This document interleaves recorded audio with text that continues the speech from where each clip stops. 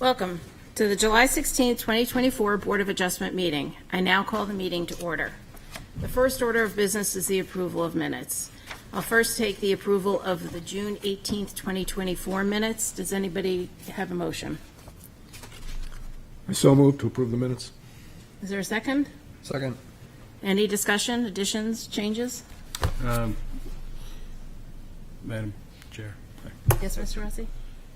on page 4, in the paragraph reading timestamp 2626, about 5 lines down, the sentence, it's mid-sentence, but the phrase starts with "will still pretty be open." It's just transposition. It should be "still be pretty open." Okay, so noted. Any other changes? Not from me, thank you. Okay. Everybody in favor of approving the June 18, 2024 meeting minutes? Aye. Aye. Okay, and Aye. I will abstain because I was not here. The next order of business is the June 25th, 2024 meeting minutes. Do I hear a motion? Madam Chairman, make a motion to approve the minutes. And a second? Second? Aye. Any discussion, additions, changes? Hearing none, I will ask for a vote on the motion to approve the June 25th, 2024 meeting minutes. All in favor? Aye. And I will abstain. Okay. So now we move on to new business. To the audience tonight and those watching at home, applicants will have 15 minutes to present their application. If more time is needed, please ask at the beginning of the hearing and the board will discuss the request. Members of the public will have 5 minutes each to present their comments. During this time, please address all comments to the board and not the applicants. So with that out of the way, I will call the first order of business, and it's the new business A, the request of Dawn P. Sarah, I hope I have that name right, owner, for property located at 485 Ocean Road, whereas relief is needed to demolish the existing rear deck and construct a new screened-in porch, which requires the following. 1, a variance from section 10.521 to allow 14% building coverage where 10% is allowed. And 2, variance from section 10.321 to allow a non-conforming building or structure to be extended, reconstructed, or enlarged without conforming to the requirements of the zoning ordinance. Said property is located on Assessor Map 283, Lot 32, and lies within the Single Residence A district. And before we begin, Stephanie noted that there is a error actually on the building coverage that is on the staff memo. It's actually lower than that. If you could just tell everybody what the building coverage is, Steph? Yes, the existing building coverage is 13.69. It says 17 in the staff memo, so if everybody could just mentally note that that's the error and to refer to 13.69 as the actual existing coverage. And the building coverage variance request is for 14%. So may I ask who is here to speak to this application? Yes, good evening, Chair. Jeff Kissel, Dalkin Builders, 2069 Lafayette Road, here in Portsmouth. Before I get started, do you guys receive an email from Stephanie with an updated floor plan today? If not, I printed out 4 copies just to disperse. Yes, we did. You did, so you're good? Okay. Yes. That being said, I'm here on behalf Recording of Don. in progress. I'm here on behalf of Don Soroy, 485 Ocean Road. A little background, back in May, we filed a building permit application to remove a 10 by 10 deck, replace it with a 10 by 15 screen porch. During the building permit process, there's the land use compliance part. We were going back and forth about the setbacks just to make sure we were all set with that.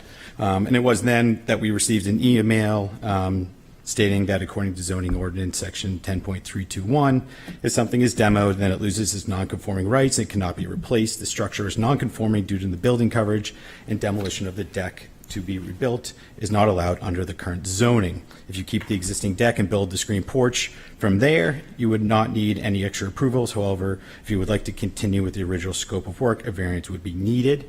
It was at that time, I didn't think building coverage was going to be an issue here whatsoever. But when I realized that we are in an SRA zone, which is, I'm sure you know, 1 acre zoning, 10% lot coverage.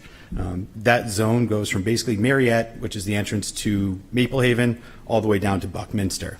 That works well for Buckminster neighborhood, but probably about 75% of this section of SRA, it doesn't work for. They're a lot smaller lots. If anything, it fits more of an SRB, GRA zoning. SRB is what Maple Haven is, which is similar sized lots to, Martha's Terrace and this section of Ocean Road. And it's also the same zoning as Elwyn Park, including the Woodlands, which the Woodlands is about 30,000 acre, 30,000 square foot lots, about 2/3 of an acre.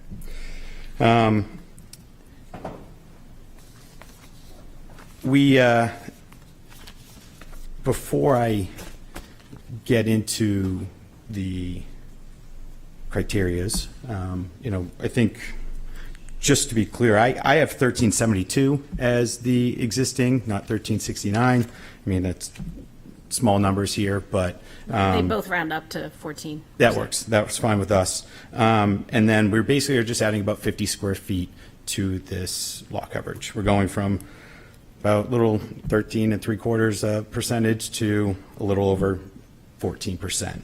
So a small number.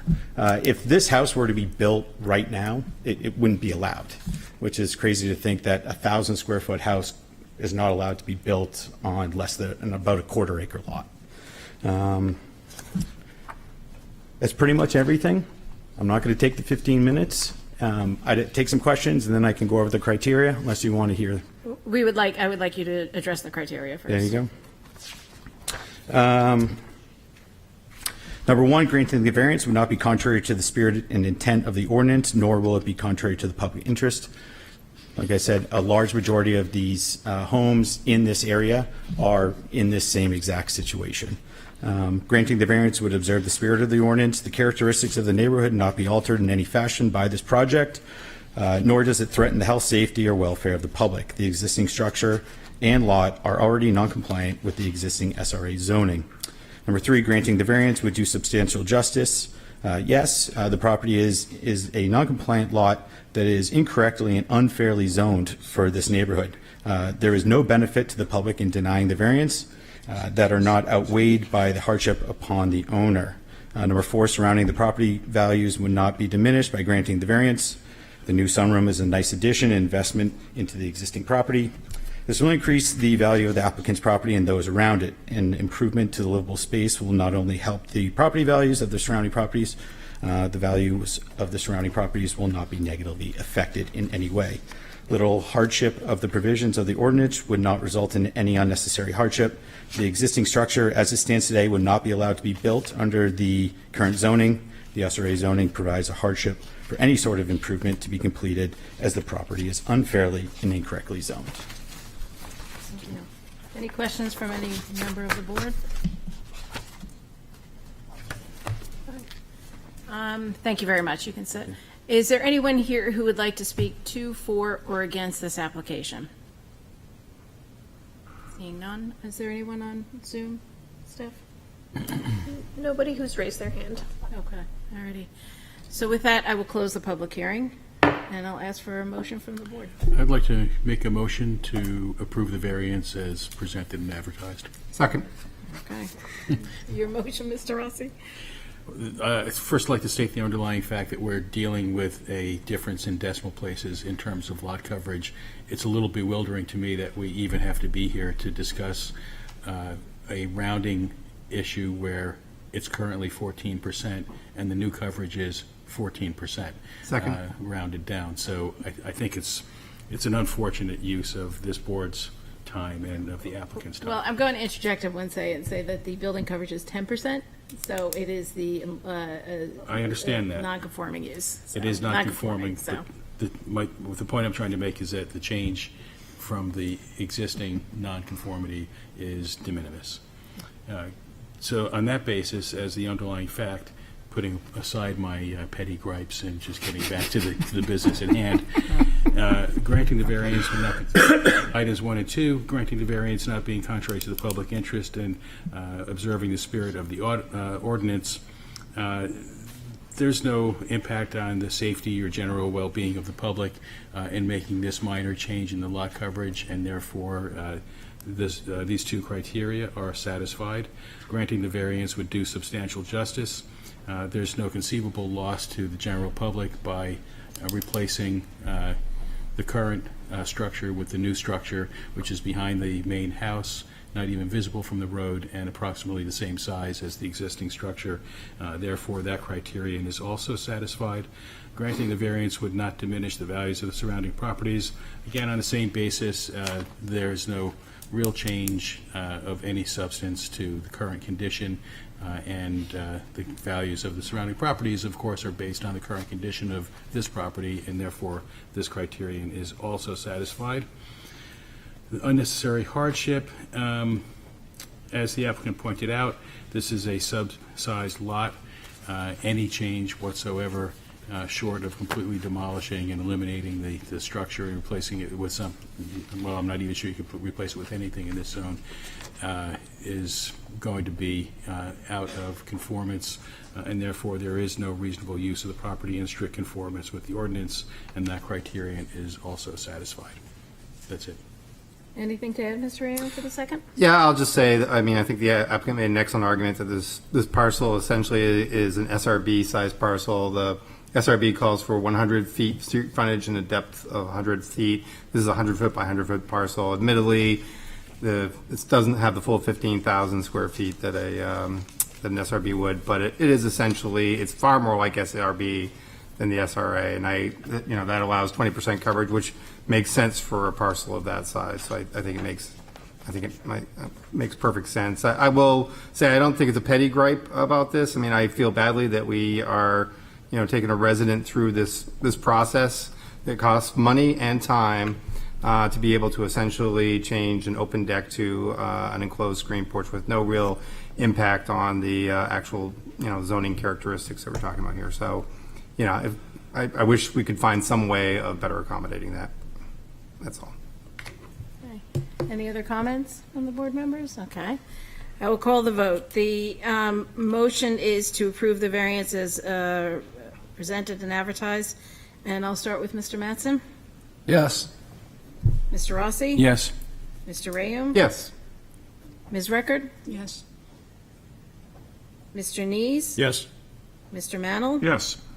And the acting chair votes yes. Your variance is approved, 7-0. Thank you. And we will move on to the next order of new business, B, the request of Avi Magadoff, owner, for a property located at 133 Pearson Street, whereas relief is needed to construct a carport, which requires the following. 1, a variance from section 10.573.20 to allow a 4-foot side yard where 8.5 feet is required. Said property is located on Assessor Map 232, Lot 103, and lies within the Single Residence B District. And who is here to present this application, please? My name is Avi Magidov. I'm the owner of the property. Okay. Thank you, Mr. Magadoff. You may proceed. Sure. Stephanie, is it possible to get the aerial map? And if not, that's okay. Yeah, that's perfect. And, maybe not so perfect. Never mind. Sorry. Why don't you get started and I'll try to look Yeah, for a yeah, better one. that's fine. The visual is more for me, I guess, because you all have it anyway. So I'm looking for relief in order to be able to put a carport on my driveway, which is an incredibly long driveway. It is 90 feet long from the beginning of the street, and then it curves for another 30 feet. Which basically means that no plower is willing to come and do that because it's just too narrow to back drag the snow, etc. So, and I've contacted a number, including our former mayor. So unfortunately, it's just the nature of this driveway. This is a unique property. It is a non-conforming lot, obviously. It's at the end of a dead-end street. Thank you. My driveway is actually a continuation of the street. I only have about 22 feet worth of street frontage. On the south side of, which is where I'm asking for the variance, it's actually the city owns that part of the property as a deed for snow removal for Pearson Street. So as you can see from the aerial photograph, there's plenty of space and plenty of green space around. So this is a really unusual situation just because of the way this is spaced. I'm not just at the end of a dead-end street, I am the end of the dead-end street. There's nothing across from me, sort of thing. The setbacks, I assume, have been established in order to ensure that there's no congestion. So as you can see, congestion is not going to be a big issue. We're talking about a 12 by 20 foot carport that's actually open. It's not an enclosed structure. The closest building of a neighbor to this is 121 or 126 Pearson Street, and those are over 50 feet away. And the church, which is south on the south end, their building is 300 feet away, and their parking lot is 200 feet away. So obviously congestion is not of great importance here, and there's plenty of space, green space.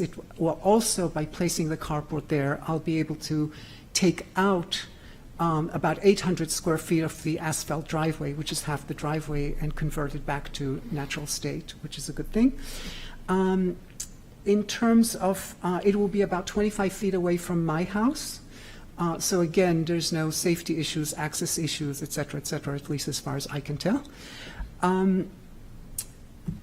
There is no water or rain runoff issues, primarily because I'm using the asphalt driveway that already exists.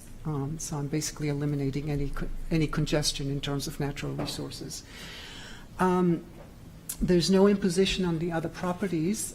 If you can see on page 4 and 5, I put pictures of the driveway as it is and the driveway with a structure on it, and you can see that this is literally at a few feet away from the driveway. And if we go to the next page, you can see that it basically disappears. The whole thing kind of doesn't exist anymore. It's very hard to see. My neighbors actually will not be able to see it from their homes, my abutters. They've been consulted. They have agreed to this. They don't seem to have any problems. There are also other neighbors on Pearson Street who have put in support letters for this. The reason I'm asking for this is basically because I'm at 65 years old. It's a little hard for me to manually shovel 120 feet worth of snow. It's just not an option anymore, and it's going to get worse and worse. So therefore, if I want to be able to stay in my home, that has been my home for the last 17 years, it is important for me to be able to get this a carport, and the only way I can do a carport is on the existing driveway. Unless I'm doing something very weird. So it doesn't seem like a good option. And it will also allow me to convert my garage into a bedroom on the ground floor, which again allows me to age in place. I'm assuming you would like me to go through the 5 points. Yes, please. In my own words. So I will. I'm sure you can do it a lot better than I can. So not contrary to the public interest, as I said, the neighbors are not being disturbed. They are actually supportive, so the immediate public is in support. The closest neighbor will be at least 50 feet away in terms of structures. The south side, the actual borderline that we're talking about, the variance being asked for, is actually owned by the city for snow removal. The neighbors have been consulted and are approving, and there's, as far as I can tell, there's no adverse effect on light, water, or airflow, all of which is the point of having setbacks, as far as I understand. That the spirit of the ordinance is being observed. I don't see any safety issues happening here because there's so much space here. There's no other structure that can be built anywhere close to this, so there's no accessibility issues. There's plenty of space around. That substantial justice will be done. Well, justice is a very relative thing. I'm not sure exactly how to address that, but because the driveway is so incredibly long, it's impossible and it's not plowable. That's the idea of justice here, and it will allow me to stay in my home as I age. It will also, a carport will allow me to put solar panels on the carport and therefore facilitate an electric vehicle, which is an environmental justice possibility. And it will also allow removal of 800 square feet of a driveway, of asphalt driveway.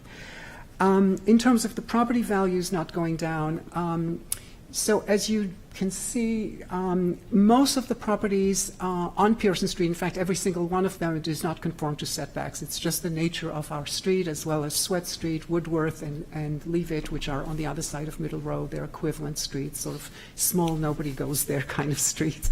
We were all built a long time ago when these rules did not apply.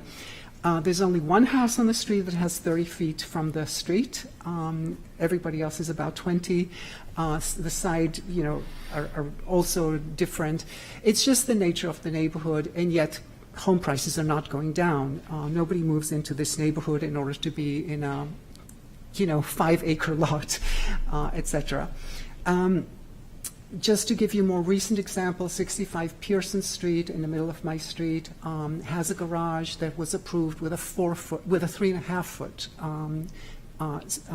side setback with a second floor dwelling. The neighbors right next to it, 75 Pearson, have been supportive of it. They still support it. They're supporting my application as well. Housing prices has not gone down in my street in any way, shape, or form. 1344 Islington, another situation when an actual garage went up with 4 feet with approval. Home prices are not going down in the neighborhood. This is all within my neighborhood, of course. And 746 Middle Road, which is basically across Middle Road from me, has just sold for $1.2 million, with an increase, basically doubling in price in 2 years, with not so much improvement, in fairness. Their lots next to them are actually non-conforming also because their boundary lines are literally on the foundations, not that particular lot that they bought, that has been bought, but the ones next to it. So these setbacks, while they're very important, I don't want to make it sound like they're not important, but they're not as critical for the home pricing value in this case, given the amount of space that there is around. Also, my being able to stay in my home, a home occupied is a better phenomenon in terms of house pricing. In terms of the literal enforcement that may result in unnecessary hardship, it's really about the amount of plowing that generated by this very, very long driveway. This is a unique lot, so literal enforcement is a little bit difficult to justify, in my opinion. And because this will allow me to stay in my home, that it's a very big hardship to have to move, to plan for, I'm going to get older, this is not doable. I've lived here for 17 years. It's important for me to be able to stay. I believe it has minimal impact on the environment and actually does justice for the environment, given that I can take part of the asphalt driveway away. So thank you very much. If you have questions. Are there any questions from anyone in the board? Mr. Am. Thank you, Madam Chair. So both in your written application and as you discussed this evening, you kind of keep mentioning that there's a portion of the neighboring property that's deeded to the city, using one term, and I think you actually said owned by the city. When I looked at MapGeo, I did not see any indication that the city owned any portion of that property. What's your basis for making that assertion? Okay. You can talk to Peter Rice. The basis is, if you look at the deed on, I believe it's, I don't know the address of the Seventh-day Adventist Church, that deed is, there is a deed of, for the city to be able to plow. The city does have that deed for that part of the property that borders mine. And in 2019, this is how I know, because in the fall of 2019, the city came and basically tore down all the trees there. It said, and I said, what's going on? And that's what they told me. Okay. And I did check the deed. Unfortunately, I was not expecting you to ask that question. So but if you look up the deed for the church, you will find in Rockingham County, it really is there. I did not look that up. Did the word easement at all come up? I mean, is it an easement the city possesses? Or? I know the word deed came up. I don't know enough about, unfortunately, I'm not versatile enough to tell you the differences in these kinds of things. Okay, thank you. Mr. Rossi? Could you go back to the aerial view? On the same subject, really, I just want to make sure I understand exactly how this all relates to each other. Can you point out on this aerial view where the snow accumulation area is, please? Does, That does work. I believe it's the top button, the big one. shall I just walk over and show you? Sure. Please sure. take the microphone with you. And don't touch the screen. Yes. No, I won't touch this. Okay, actually, it would be very easy. It's where the word proposed is. So from, oh, thank you. So kind of this area here, so when they plow Pearson, they have to back drag the end of Pearson and then move it forward onto this part of the property, coming next to 126 Pearson. Thank you. Sorry. Are there any other questions? Mr. Mattson? Yeah, I was wondering if you looked into, or why you decided to propose having the carport on the side of the driveway closer to the side yard setback as opposed to closer to your house, which would have increased the side yard. Thank you. So I was not aware, it's a slight possibility. It's actually not, I would have to put it, there's, I believe, 19 feet from the edge of the property, from the stone wall to the end, to the end of the driveway, to the, whatever, the edge of the driveway. So if I put it 12 foot, that will only give me 7 feet. So it kind of doesn't, I actually don't mind. So I'm happy to ask for a 7-foot variance instead of 8.5. I was just assuming, oh, well, I'll just ask for the 4 foot. The 4 foot is where it's a little hard to see, but basically the driveway is not exactly in that section, is not by the stone wall. There's 4 feet of garden there. So I was leaving that and putting, since I needed a variance one way or the other, I said, okay, I'll just go to the south side. I'm perfectly happy to go to the north side. It's not a big deal. And there's even a possibility, I have not discussed that with Stephanie yet, I don't know. There's a possibility that if I change the height of the structure, then I actually don't even need the variance, but I'm here. Yeah. And I only discovered that a few days ago because I saw, oh, in the notice it said 8.5 and I thought it was 10. So excuse my ignorance. Yeah. No, that's fine. Just to clarify, though, basically, wherever the carport is placed, that would essentially become the new end of your driveway, right? You don't expect to be able to get past it. Well, you can drive through it, but no, I Through don't. it, yes. I expect to actually be able to take the asphalt out Yeah. and create a garden there. Yeah. That would be much more suitable for my desires. But Okay. Thank you. Any other questions? Not a question, but just confirm that there is an easement that the city has. It's registered at the Rockingham County Registry of Deeds. Okay. Easement. An easement, Got yes, it. for utilities. sorry, I misspoke. All right, are there any other questions? All right. Thank you, Ms. Magadoff. Is there anyone here who would like to speak to, for, or against this application? Okay, seeing no one rise, is there anyone on Zoom, Steph? Okay, thank you. I'll close the public hearing, and I'll ask for a motion or discussion by the board. Mr. Mattson. I'd like to make a motion to approve the variance as requested. Okay, and do we have a second? Second? Second. Oh, I don't know. I think Mr. Rayo got it, sorry. No worries.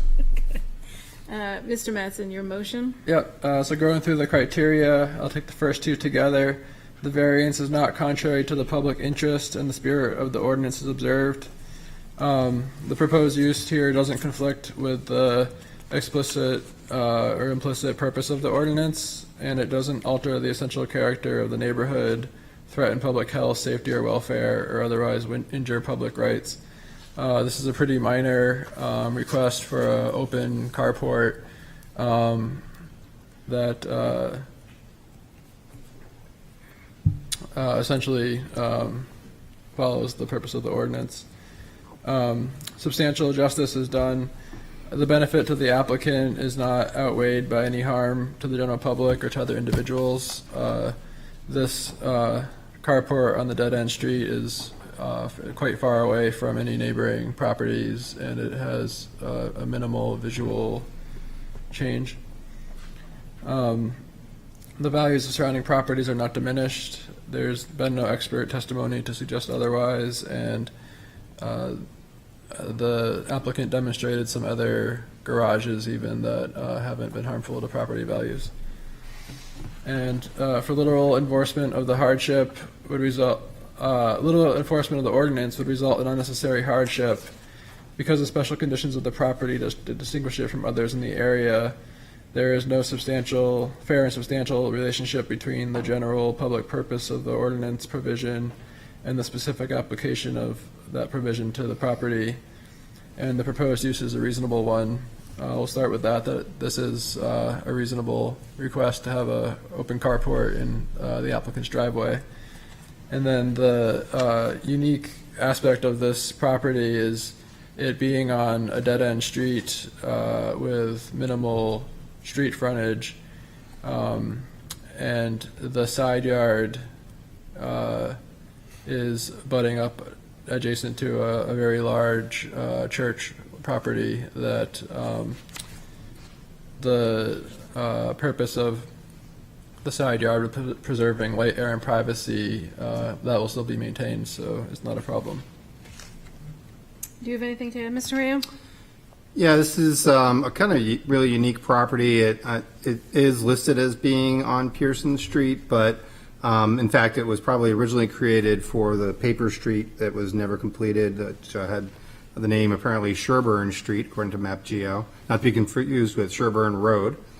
So in reality, this driveway sort of, he says he has very short frontage on Pearson, but really it's sort of like the property got reconfigured at some point in time to be able to be built upon, but outletted to Pearson rather than this paper street that never existed. So I think the easement that the applicant is talking about really does help in terms of any concerns with the neighboring property. I mean, the actual structure that's being asked for is extremely modest.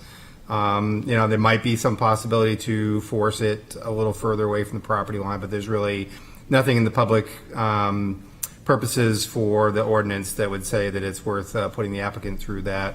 What they're proposing is reasonable. And, if I've learned one thing about Portsmouth Plains neighborhood in my time on the board is that they are very good at self-policing. So if the neighborhood is on board with this, I suspect it's because they recognize it as a positive contribution to the neighborhood. With that, I recommend approval. Okay, thank you. And I should note that we did receive, I'm sorry. I was about to repeat what you were about to say. We did receive 10 letters of support from the neighborhood, so. Mr. Neese? So I had a minor concern, but I think it got resolved by a closer look, and that was whether access of emergency vehicles to the property would be restricted by this. But he's setting this back 30 feet from the end of the street, which should be large enough for any vehicle to get there and have access to the house if necessary. Thank you. Okay, with that, I will call the vote, and I'll start at the end of the other end of the board this time. Ms. Record? Yes. Mr. Neese? Yes. Mr. Mannel? Yes.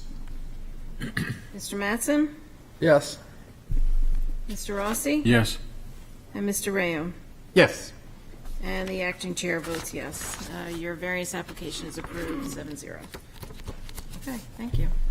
And with that, I will call the next order of business, which is 0 Melbourne Street, new business C. The request of Bruce Carl, owner, and Patrick and Wendy Quinn, applicants, for property located at 0 Melbourne Street, whereas relief is needed to construct a single residential unit on a vacant and undersized lot, which requires the following. 1, a variance from section 10.521 to allow a 6,197 square foot of lot area where 15,500 square feet are required. B, 6,197 square feet of lot area per dwelling unit where 15,000 square feet are required. And C, 50 feet of frontage where 100 feet are required. Said property is located on Assessor Map 233, Lot 54, and lies within the Single Residence B District. And who is here to speak to this application? Good evening, Madam Chair and members of the board. Chris Mulligan on behalf of Patrick and Wendy Quinn, the applicants, who are here with me in the rear of the room. Also here is the owner, Bruce Carl, and his attorney, Colby Gamester. We are requesting relief tonight in order to build a single-family dwelling on an existing lot within the SRB zone. The lot was created by a subdivision in 1918 and has been a standalone lot of record since that time. The city has taxed it as a single standalone lot for as long as it has been taxed. The lot has never been merged voluntarily or involuntarily by the city, but it is deficient by today's zoning standards. We have 50 feet of frontage where 100 feet is required, and just under 6,200 square feet of lot area where 15,000 is required. That is the only relief we need: lot area per dwelling, and frontage. We cannot, under any circumstances, comply with those requirements. The lot is simply not large enough. Any use of this lot requires the exact same relief.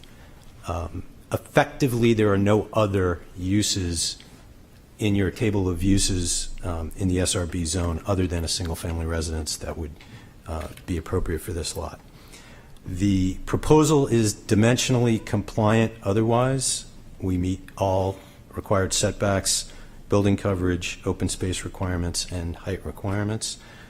The only relief we need are for dimensions that are impossible for us to comply with. To quote something I heard the chair state recently about a similar application, we couldn't build a doghouse on this lot without getting the exact same relief. So again, lot size and frontage are what we need relief for, and those are the only issues before you. You have a fair amount of material that has been submitted in opposition to this application. Some of the opposition addresses matters that are with respect outside the jurisdiction of this board. Your zoning ordinance does not confer any jurisdiction on this board, nor does it regulate things such as the aesthetics of the proposed dwelling, the shape, design, massing of the proposal, the look and feel of the proposal, whether or not the proposal is coincident with the rhythmic nature of the streetscape. Those are all outside of your lane tonight. What you are here to do is consider the specific relief that we're requesting: lot size per dwelling, and frontage, and whether or not relief from those specific criteria is warranted. With respect to concerns about privacy that have been voiced by some of the neighbors, what we are proposing will be within the allowed building height, and we are respecting all required setbacks. So the building that we're proposing will be no closer to any property lines, nor will it be higher up than is otherwise permitted. One of the comments that was made in the material submitted in opposition was a concern for precedent. As the board is aware, decisions that you make do not have binding precedential value going forward. However, the precedent for a single-family home on a small lot with less frontage than is necessary was set in this neighborhood a long time ago. You have a petition that was submitted with over 30 names and over 30 properties in the area that have signed on in opposition to this project. Only 5 of those properties that the abutters signed on to, only 5 of those properties are fully compliant lots. Of the remainder, only 10 have what would today be adequate frontage. So the precedent of what you're doing today if you were to grant this relief, is not something that is anything new to this neighborhood. If you look up and down the tax map on Melbourne Street and Islington Street, you'll find a number of properties with 50 feet of frontage. You will find many more that have less than the required 100 feet of frontage. So what we are proposing here is not in any way out of character with what already exists. With respect to a voiced concern about environmental factors, again, we're going to meet the building coverage and open space requirements. So that is the way your zoning ordinance addresses perceived environmental concerns, and we're going to comply with those. Finally, there were a couple of comments in the submission that we got to see this morning regarding the design of the garage and whether or not a porch should be required. Your zoning ordinance does not provide any opportunity for this board to regulate garages and how they're placed on a property, and there's no requirement that a porch be installed. The voice in opposition that is apparently requesting a porch is the neighbor, Ms. Soros. She quite helpfully produced a photograph of her own property, which doesn't have a porch.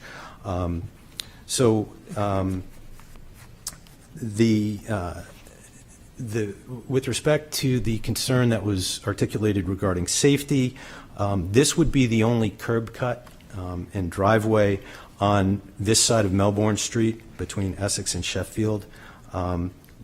The lot itself is not wide enough for a 1960s style ranch construction that apparently would be more in keeping with the aesthetic detail that some people would like to see. But again, aesthetics and design is not within the jurisdiction of this board. So with that, I would like to address the criteria that are necessary for granting a variance. The first two criteria are considered together under the Malachi Glen case.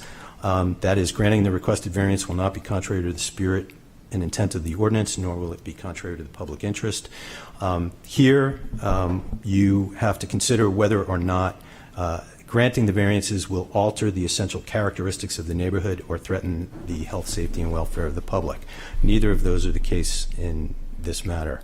In this case, the essential character of the neighborhood as a residential neighborhood will remain unchanged.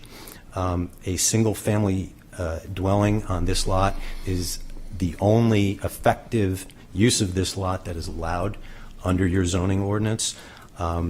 And health, safety, and welfare will not be impacted in any material way. And again, the way you can be assured of that is only 5 of the 30-plus abutters that rose in opposition to this have lots that fully comply with the ordinance. So if health, safety, and welfare was to be impacted, this would be an extremely unsafe neighborhood, which is not at all the case.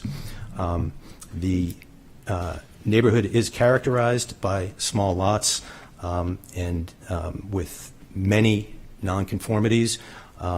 This will be one. The only nonconformity, again, is the lot area and the frontage.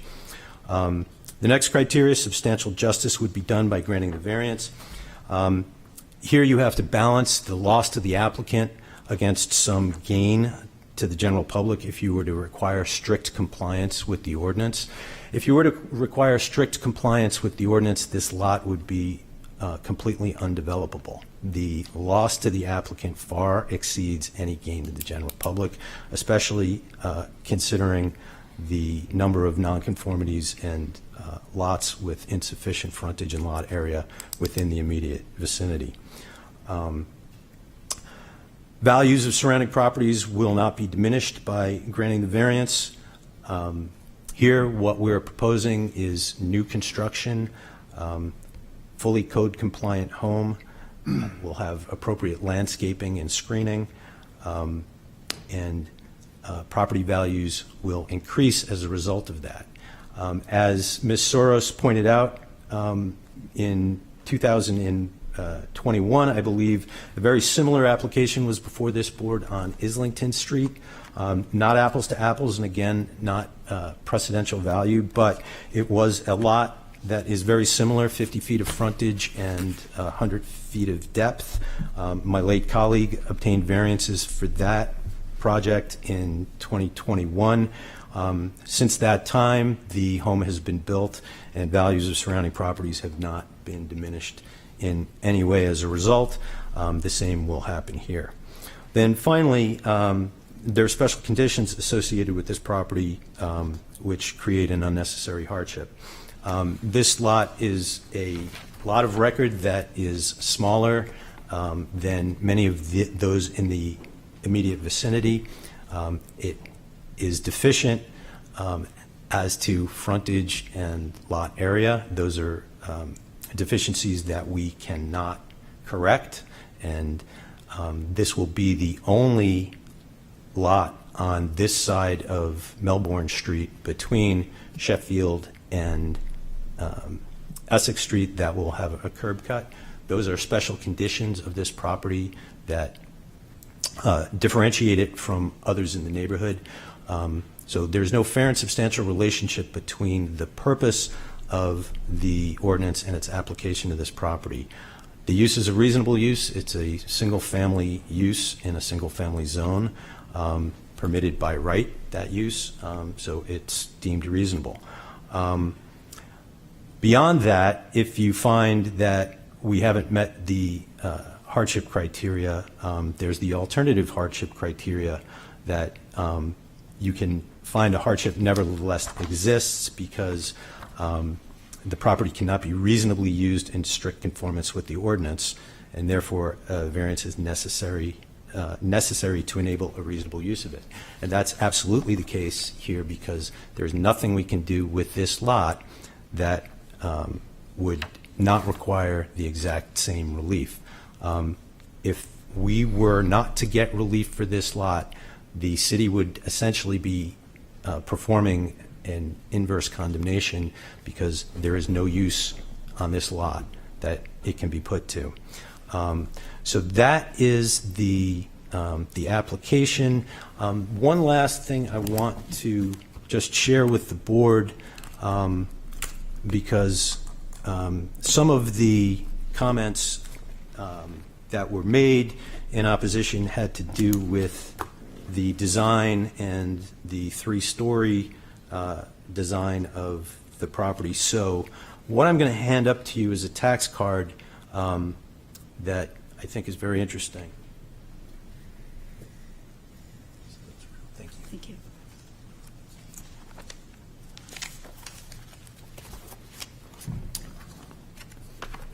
So just briefly, what I'm sending around is the tax card for 44 Melbourne Street, which ironically enough is owned by somebody who signed on to the petition that was filed in this matter. But this is a lot that has 50 feet of frontage, has almost the exact same lot size as the lot that's before you tonight. And as you can see on the second page, it's a full three-story home. This lot, or this property, has been in place. It looks like it was built in 2004, according to the tax card.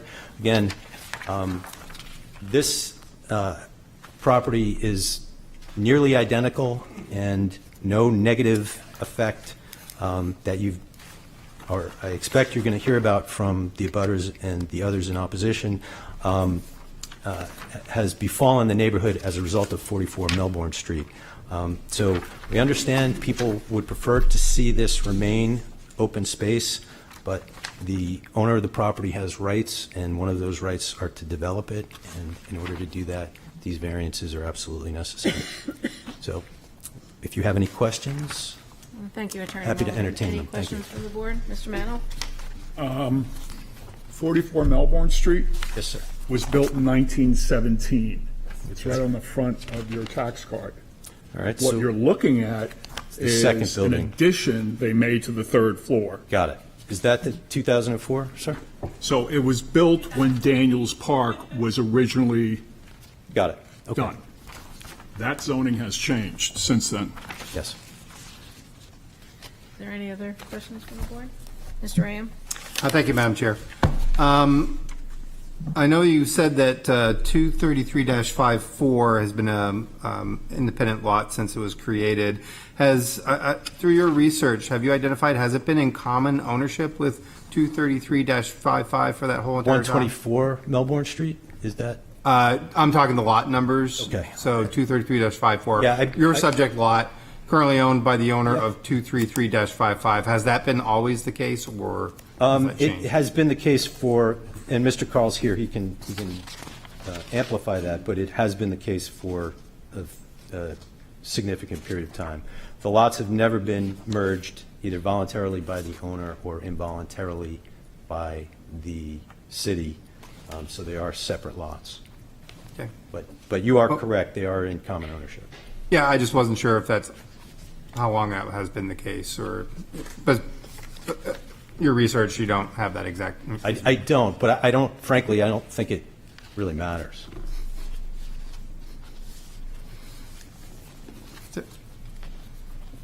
Any other questions from the board? Yeah.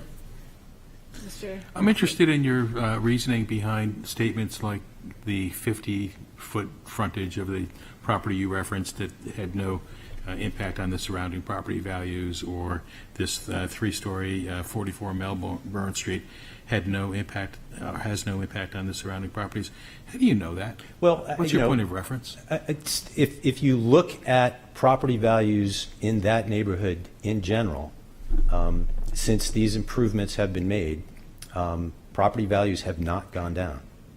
So your opinion is that as long as they're going up, it doesn't matter at what rate they go up, the fact that, or the possibility, not a fact, that they may have gone up more does not represent a potential loss of value?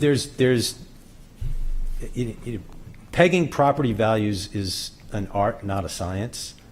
It's always possible that property values could fluctuate differently depending on how development occurs. However, you're talking about a neighborhood where there are a significant amount of substandard lots by today's zoning, and there's no evidence or no indication that we're aware of that any of those lots have a negative impact on the surrounding property values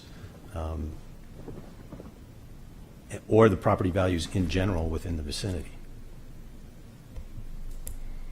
And it's further your opinion that although the lot in question has remained unimproved, let's say, for the 100 years since it was created, that building on it now would not in any way change the character of the neighborhood. Not at all.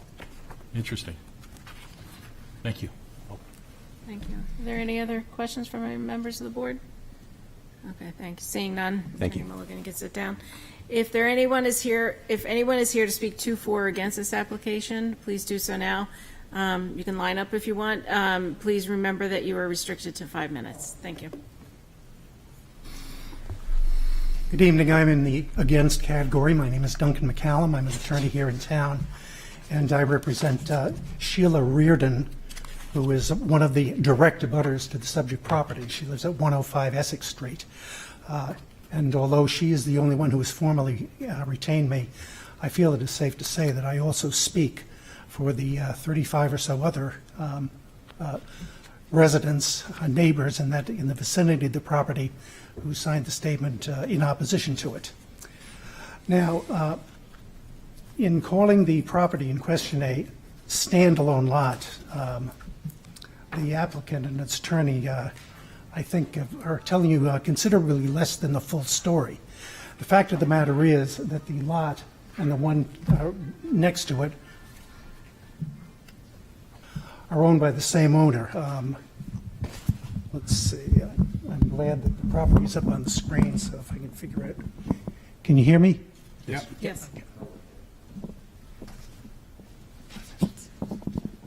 All right, this is the property that is the subject of the petition. It is owned by Mr. Bruce Carl. He is also the owner of this property here. And the two properties have been treated as a single property. And to answer your question, Mr. Rayum, that has been true for at least 60 years that we know of. Mr. Carl has owned this property at 233 lot number 55 and map 233 lot number 54. His family has owned it. His family has owned those two properties together for more than 60 years. And if you look at the diagram, you can see, and they have treated that property, the two properties, as a single property for more than 60 years. And if you consider these two properties as one, you'll see that the two properties combined are at about the same size as most of the other surrounding properties. So the two properties together are fairly typical of all of the other properties that are in the immediate vicinity. Now, the Carl family has owned both of those properties since 1962. If you look at the property in 1962, the property was conveyed to Mr. Carl's parents, Everett and Mary Carl, by a deed from a Miss Beatrice Mead. A copy of that deed is attached to the submission that I have made as Exhibit B. You will see that she, by deed dated August 17th, 1962, she conveyed the property to Everett C. Carl and Mary Carl, who are Mr. Bruce Carl's parents. And you will notice she didn't give two deeds, one for lot number 5 and one for lot number 6. She conveyed both properties by the same deed. So it has always been the intention that these two properties were to be treated as a single unit. Now, Mr. Carl's father, Everett Carl, died in 1993, and subsequent to that, his mother conveyed the two properties into a trust. And a copy of the deed by which that is done is attached to my memorandum as Exhibit B. Mary J. Carl, a widow, grants to Mary J. Carl, trustee of the Mary J. Carl Revocable Living Trust, dated May 2nd, 2005. So she conveyed the properties to the trust by that deed, and once again, she didn't give two deeds, one conveying lot number 5 and the other conveying, which is the subject of the variance application, and the other to lot number 6, which is owned by the same family. She didn't do by two deeds. She conveyed the same two properties into the trust by one deed. Finally, in Mary Carl died in 2019, and in 2020, Mr. Carl, who was one of the applicants this evening, conveyed the two properties to himself, acting in his capacity as trustee of the trust. Since his mother had passed away, he conveyed the two properties to himself in his individual capacity. And again, he did it by a single deed conveying both properties. So at all times, both of these properties were treated by the family as a single property. And they were also, in practice, they were also treated that way and regarded as one piece of property throughout the time that the family owned it. At all times, since 1962, there was a house on this section, which is in the 1918 now plan was lot number 6. This is 5 and this is 6.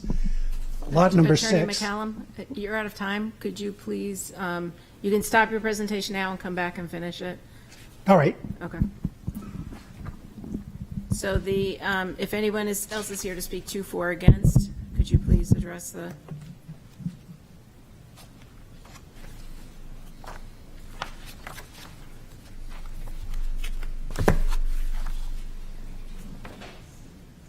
Actually, oh, okay. I want to make sure it was an attorney. Please come up to the podium. My name is William Wyndham. I live at 57 Rutland Street, which is at the end of Melbourne. I'm just here to say I do not oppose this. I don't see how this changes the character much. It's clearly 2 lots. That's all I have to say. Thank you. And who else would like to speak? Please come up. Please identify yourself for the record. Yes, my name is Sheila Reardon, and I live at 105 Essex Avenue, which is one of the abutting properties to the Carl's property at 124/0 Melbourne Street. Thank you all very much for allowing me the opportunity to express my concerns and opposition regarding the variance that is being requested by Mr. Carl. I appreciate all your energy, time, and effort that you all put into the work you do for the city. One of the reasons why I purchased my home on Essex Avenue back in 2009 is because I love the environment of this small, quaint, old school, if you will, quiet neighborhood in Portsmouth. I had been renting previously for 3 years on Middle Road and had looked at every single neighborhood in Portsmouth during that time, waiting for a house to go up for sale specifically in this neighborhood, which I really fell in love with. Close enough to walk downtown to everything that our vibrant little city has to offer, and yet just far enough away for peace and quiet from downtown also. With all due respect to Attorney Mulligan, I disagree with some of the statements made in his letter. To state that there would be no change in the essential characteristics of the neighborhood and that this 3-story dwelling on top of a garage to be constructed on this small plot is entirely appropriate and consistent with the existing residential neighborhood in which it sits. I don't feel that that's true at all. It's completely uncharacteristic of the neighborhood. He states that residential use is permitted in this zone and is identical in character and consistent with the existing use of the adjacent and abutting properties. I don't believe this is true. This proposed build will be like nothing currently in the neighborhood. As you know, most of the homes in this neighborhood are quintessential New England type ranches, capes, bungalows, and I disagree with Attorney Mulligan's statement saying that what is being proposed to be built on this small plot of land / yard is not going to change the character of the neighborhood. Indeed, it will. I'm very concerned about the plans that the potential buyers have to build. There's nothing in the neighborhood like this sort of 3-story, for lack of a better word, townhouse on top of a garage, 4-bedroom, 3.5-bath home. This type of construction is something maybe you would see more down in West End Yards or heading downtown towards Islington, the end of Islington towards downtown. Attorney Mulligan states that this will increase values in the neighborhood.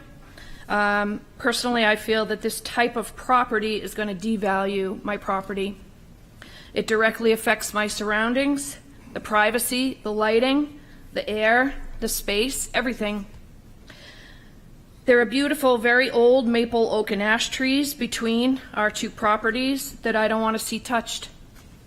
They create a lovely environment of privacy for us. In fact, on Essex Avenue, there's a beautiful old, it's probably over 400-year-old ash tree that sits between my property and the Carl's property. And back in about maybe 2016, when his mom was alive, God bless her, we went up against the electric company. The electric company wanted to take that tree down, so she and I sort of band forces together. And we were able to, keep that tree between us.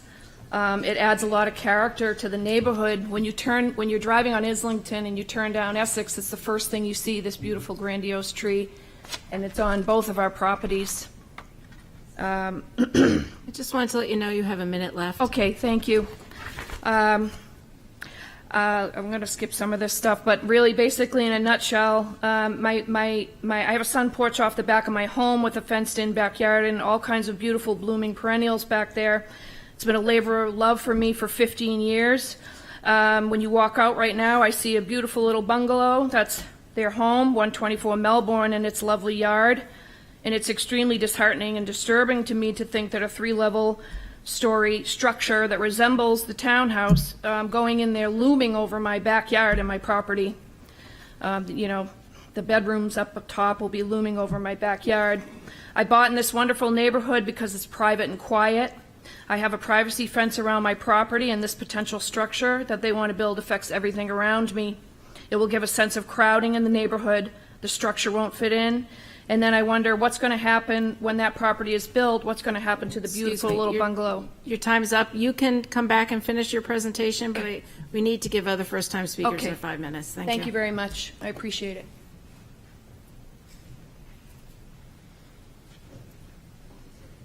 Good evening. My name is Kate Beckett, and I live at one of the abutting properties. That's 24 Sheffield Road. And something that actually occurred to me this morning, and I agree with everything that the residents there are saying, is this is a backyard, and it's not a very big backyard, and they're trying to put in a 3-story building. And there are a lot of trees that are around there, and which is good. We're a tree city.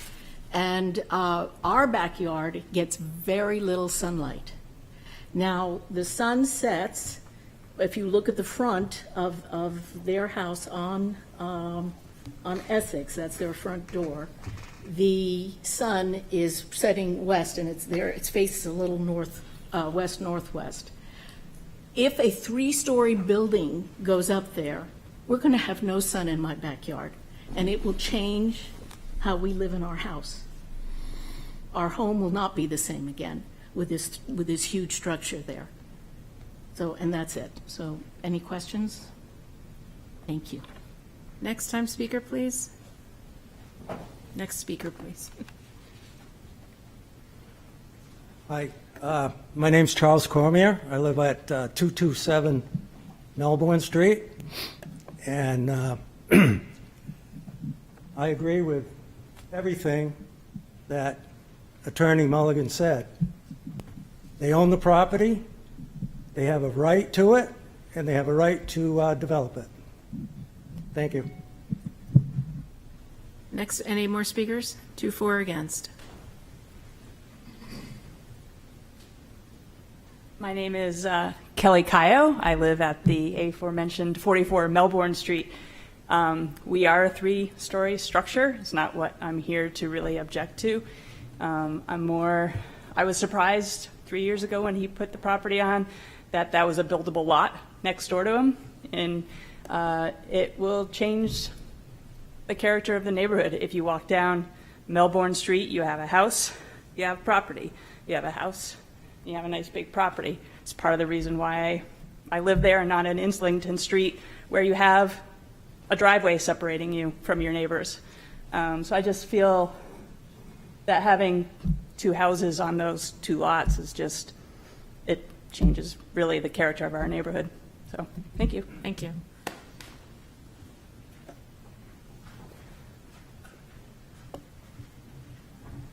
My name is Mary Beth Savage. I live at 10 Vine Street. I was not aware of this. I've been away until my neighbor spoke to me and missed the opportunity to sign the letter. I'm opposed to the variance. I think it's excessive and the disparity is quite striking. I know it's not relevant to tonight's discussion, but I have to wonder if said variance is granted, what will happen to the existing home that's on that lot, and if another 3-story structure will be built.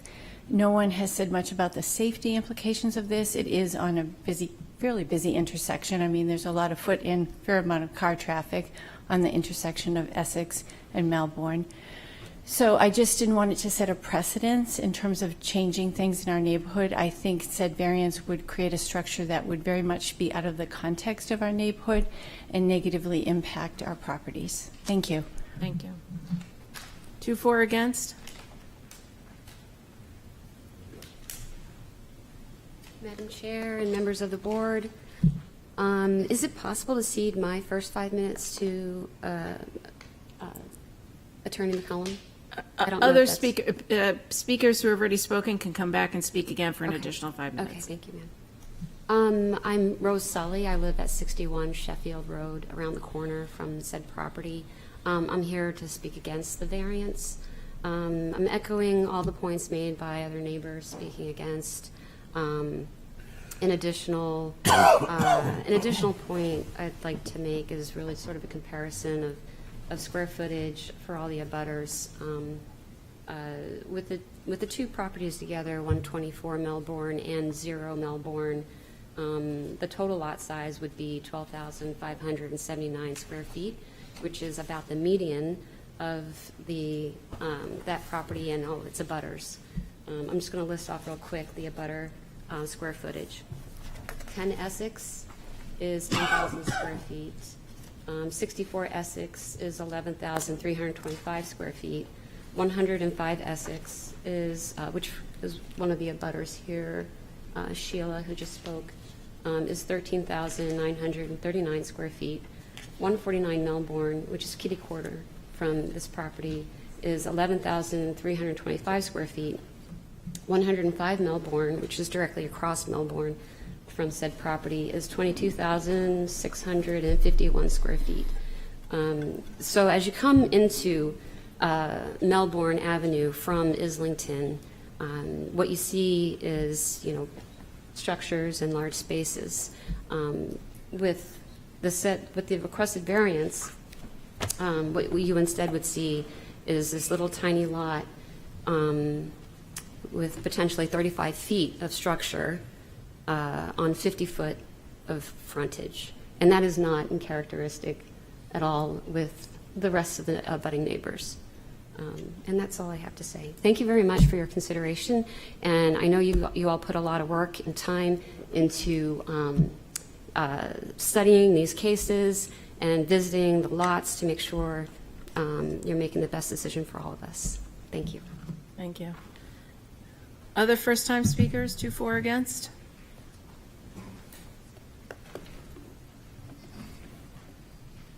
Good evening. My name is Jim Prendergast. I live on Sheffield Road, number 70. I agree with everything that Sheila said. I'm speaking against it, obviously. My wife told me not to use certain words like postage stamp for the lot or monstrosity for the edifice, so I won't do that.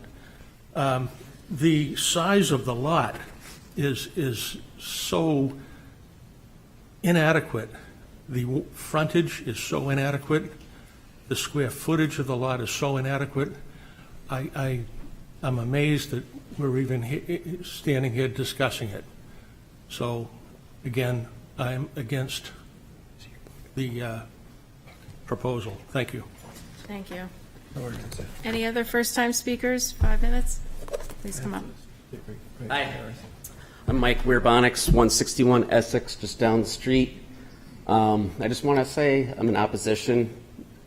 I think one of you guys pointed out that it's been a common lot for 60-plus years.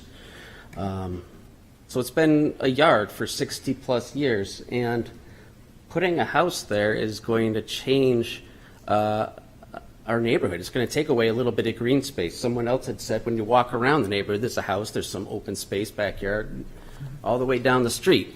I'd also like to just remind all of us, I suppose, that it's not 18 anymore. Our neighborhood has a mixture of houses from the 20s, 40s, 60s, primarily. Times change, and even though that might meet certain requirements that allow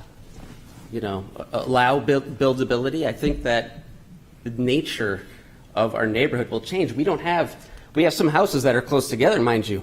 My neighbor and I are like 10 feet apart, but that was in 1940 they built the house. I would like to be farther away than 10 feet from him, but nevertheless, it's part of the character of that period. I feel like if you put this house in right on top of each other, it's going to look like a multi-family development, which is not in the character of the neighborhood. Neighborhoods like ours, you get, as I said, 20s, 40s, 60s, those neighborhoods are drying up. They're dying out. I mean, God, the sakes, they put a house constructed in the 60s at the Strawberry Bank because they're knocking them down and building McMansions. Or cookie cutter houses, which seems to be to me, I don't know if you go to the Market Basket, they just look like the townhouses that they're putting in right there off of Lafayette. So I think you get my point. I think it's going to change the character for the worse. Great neighborhood. I lived on Sheffield for 6 years. Then I moved to Essex, one street over. And that's why I feel the way I do about this neighborhood. Things are good. Again, times change. If that had a house from 1918, sure. Put a third floor on, something like that. But it's been open for much too long. And that's all I have. Thank you. Thank you. Other first-time speakers?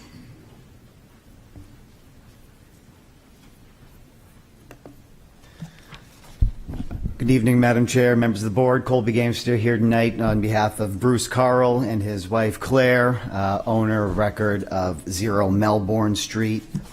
Obviously, Mr. Carl supports this application. It would be kind of ridiculous if he did not. But his support is far greater than his contractual relationship with the Quinns. Mr. Carl and his family have lived on the corner of Melbourne and Essex and owned 0 Melbourne Street continuously since the 1960s. They have otherwise been located at the intersection of Melbourne and Essex for over 100 years. Mr. Carl is a Portsmouth native, Vietnam vet, currently lives in California with his wife. He was in the building and construction industry, generally knows what he's talking about when it comes to real estate, comes to building houses. He visited his mother regularly, and since her passing, he and his wife do come every summer to spend the summers in Portsmouth on Melbourne Street and enjoy the hood. Listen, we know 0 Melbourne Street is a pre-existing non-conforming lot of record created by the Daniels Park subdivision in 1918.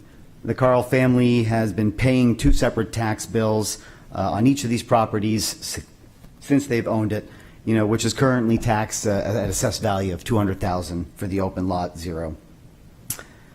The zoning ordinance applies dimensional regulations to the underlying zoning district at large, and which apply to every lot in that district. This property is not an outlier when we look at the city of Portsmouth, when we look at SRB around Portsmouth, or when we look at this neighborhood and the SRB. There is other 50 by 100 lots around the area and in this neighborhood, and in the city and in the SRB districts. It's not a surprise. This is not a literal postage stamp lot where a building envelope is next to nothing and building anything would require every single variance relief necessary, or imaginary for that matter. The standard of today's ordinance for this district enable a building envelope which affords enough room to build a single-family residence. There's no setback relief. There will be space between the houses. There is light, air, and space. There's still the availability of privacy between the abutting lots. All we need is specifically the frontage and the overall lot size. And the literal enforcement of the ordinance as it applies to this lot would be unfair and unjust. As for the common ownership comments, this is of no consequence. I would agree with Attorney Mulligan in what he has had to say. I mean, they are separate lots of record. They have been that way since 1918. The city has treated them, and there is nothing stopping Mr. Carl or any future owner from conveying one lot or the other lot, because they are separate lots of record, and so they can be conveyed separately. Mr. Carl supports this application because of the modest and reasonable nature of it. He supports this application because he feels the applicant has satisfied the criteria to obtain the relief requested.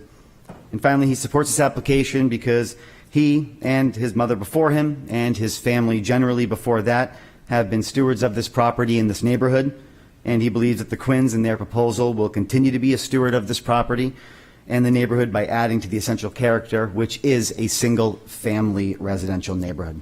Thank you. Thank you. Any other speakers, to, for, or against?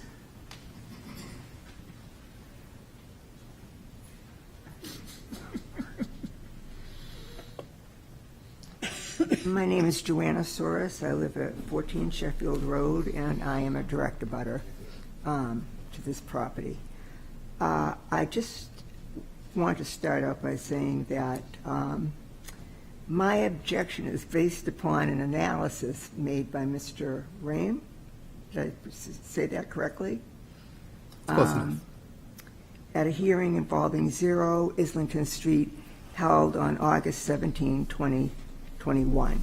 The issue was he was addressing was, quote, is the proposed structure in keeping with the characteristics of the neighborhood? I won't go into a long thing, but the abutters were opposing what they perceived as a massive structure proposed for 0 Islington Street, and Mr. Rames summarized the history of Islington Street lots, describing them as the same size trolley stop lots of a standard narrow size. He states that 0 Islington Street proposed structure is in keeping with the characteristics of the neighborhood. He notes nearly all of the homes on Islington Street are similarly spaced, so having another home on Islington Street on a narrow lot would not be a characteristic of the neighborhood, and therefore continues the rhythmic sense of housing on Islington Street. He then states that if this proposal were on Melbourne Street, he would be more hesitant to approve the applicant's request because the homes on Melbourne Street are consistently wider. With the porch issue came up because there are porches along that side of Islington Street, heading up to Rutland and down. And he noted that, and he hearkened back to a time where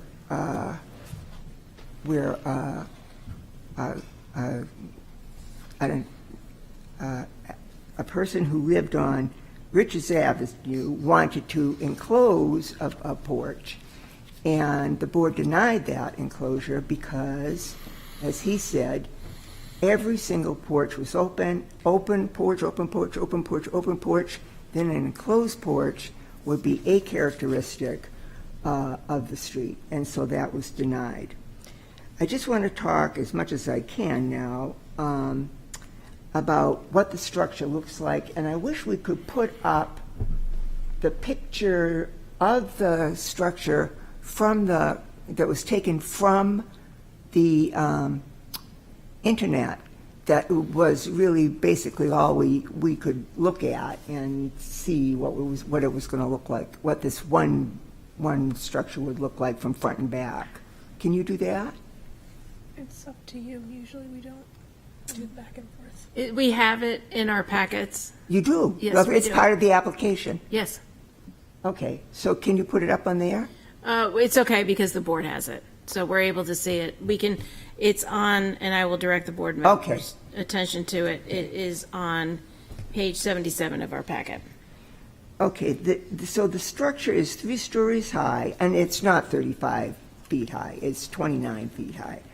And it has a look and feel of a freestanding garage under condominium unit. And like those found at the West End Yards are being built on Pebbly Hill Road.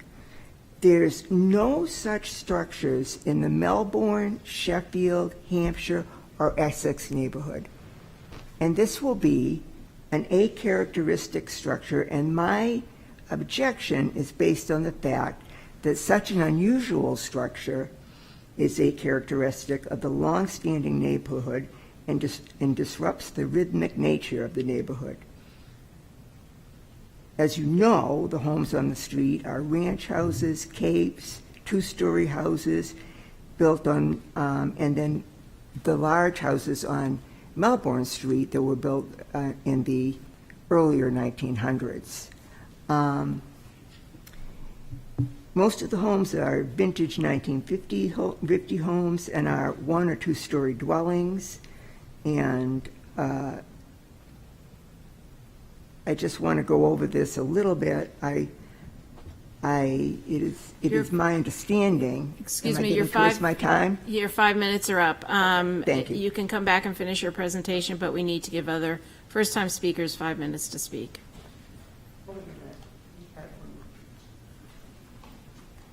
Hi, I'm Dan Freund. I'm a resident in the North End, and I wasn't planning on speaking tonight, but I wanted to convey my experience with a similar project that transformed my neighborhood. For years, there was an empty lot off the Maplewood Ave exit off the Route 1 bypass, and that over the last 2.5 years has been transformed into a single-family dwelling. It doesn't match with the neighborhood, but it is the culmination of a property owner who held on to that property for years and was able to sell it at a time that suited his purposes, paying taxes for years, and he was able to move on and enter his retirement years.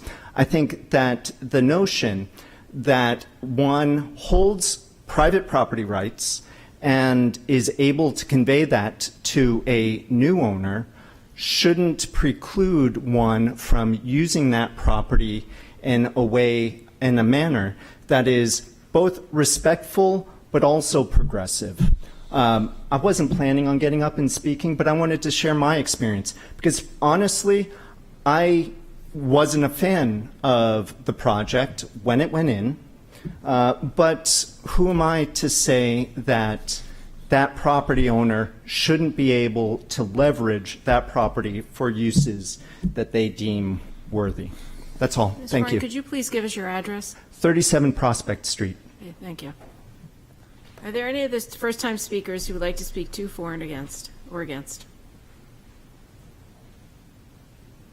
Hi, my name is Jocelyn Chavez. I'm a local realtor. In terms of the concerns regarding property values, new homes. Could you please give us your address? Oh, yes. I'm a realtor. I'm a local realtor. I live in York, but I'm a realtor here with Keller Williams in Portsmouth. And I wanted to just speak to the property value concerns. In terms of property value, when a new home is constructed or when existing homes are improved or renovated, it always improves the value of surrounding properties and abutters. And in addition to that, at 139 Essex, there is a new construction home that was built in 2023. It's a 4-bedroom home, and it's currently under contract. In addition to these lots being 2 separate lots of record and having 2 separate tax cards, 0 Melbourne Street is actually being assessed slightly higher than 124 Melbourne Street. So, I just need to ask clarify. Are you here to speak as part of the application? Or are you the realtor on the property? yes, I'm the realtor that represents the buyers. Okay, Yes. thank you. Yep. Thank you. Any other first-time speakers? 2, 4 against? Hi, good evening. Travis Billingham. My name is Travis Billingham. I work at Compass. I'm the real estate agent representing the Carls for the listing. My office address is 125 Brewery Lane in Portsmouth. Totally understandable that most people don't like seeing change, especially when you've seen something so long for a certain way for so long. However, I think having a property being on 1 deed or 2 is irrelevant. I think the structure that's proposed is going to fall well within the confines of the zoning ordinance with exception of the 2 variances requested. People mentioned the characteristics of the neighborhood. Sorry, I'm a little nervous. I've never been to something like this where it's like almost being in court. Mr. Carl and his family have been paying taxes on this property that this has been mentioned before for many, many years. That's been, 2 separate properties that the city's deemed not undevelopable by any means. So the burden that he is experiencing if this is denied, in my opinion, far outweighs any negatives towards the neighborhood. So with that said, any questions for me as the real estate agent? God, sorry, I'm like so nervous. Apologies. Didn't expect to get this nervous. But any questions from the board as far as real estate's concerned I will or ask the property board if they have values? any questions, but I don't know if the board does have any questions, but this is the realtor. Public hearing, can't ask questions. So, but Okay, With thank the- you. You're welcome. And with regard to the property values, as Jocelyn mentioned, I'll echo that as well.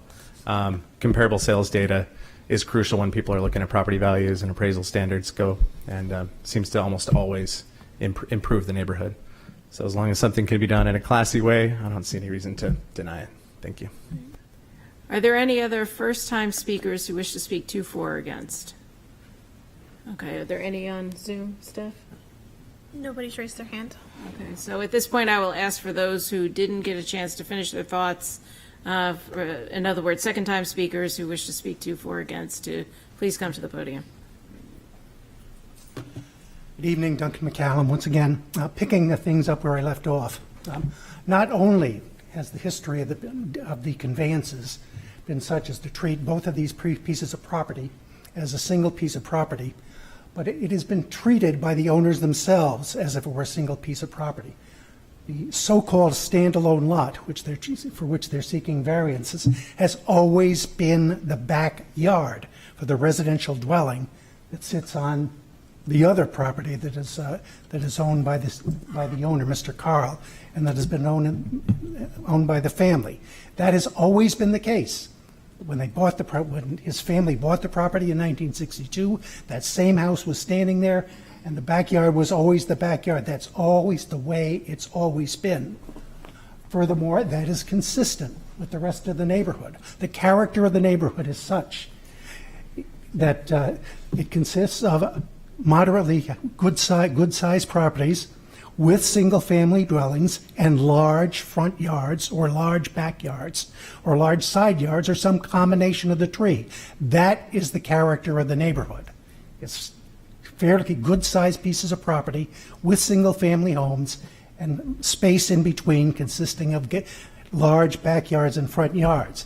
If you grant the variances, instead of having a good-sized property with a backyard and a single-family dwelling on it, what you're going to have is two buildings that are too big for the two side-by-side pieces of property, and no backyards, and no front yards, and no side yards. It's going to be inconsistent with the character of the neighborhood.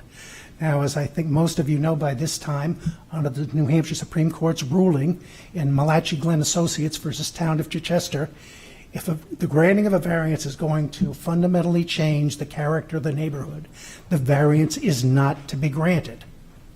And finally, the granting of this variance will be inconsistent with the spirit of the ordinance.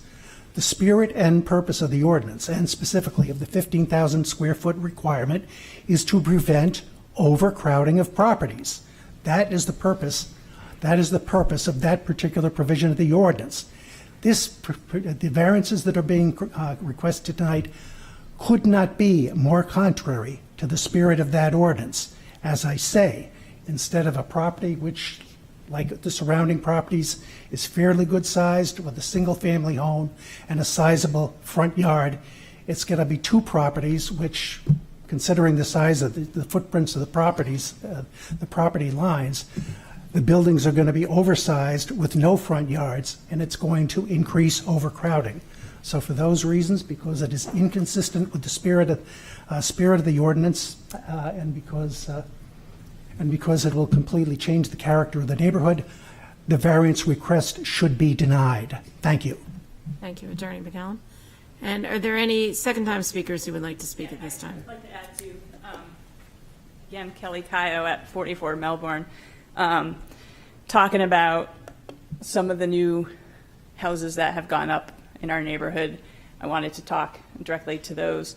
The one on Islington Street, I wasn't opposed to, because if you go there, like literally it's a driveway that separates those houses. And the people that built that house were respectful to the houses that are around. If you go and look at them, they built it with a hip roof, with dormers. And it looks like it could have been there as long as the other houses around it. If you go down Essex, I think it's like 133 Essex, it's a new build. Somebody went in there, paid a lot of money, demolished it, still on the market. Way overshadows this really cute house that a couple bought, has a new kid, like put a lot of money into it, and it looks like it's a doghouse next to this huge house on Essex Street. So my concern is that aesthetics do matter. We don't have a lot of garages in our neighborhood to start with, and if you put a town home style home, you don't see that. We have old New Englanders, we have capes, we have bungalows, we have ranches. We don't have townhomes in our neighborhood. And so therein lies, I think, a big difference to what is kind of currently on the table at this property. In addition to, again, Melbourne Street, walk Melbourne Street. I think our property actually at 44 Melbourne is one of the skinniest properties because we have, it must be 64, Nancy O'Neill next to us has a big lot between us. And I think our property line falls 3 feet from our home to her lot.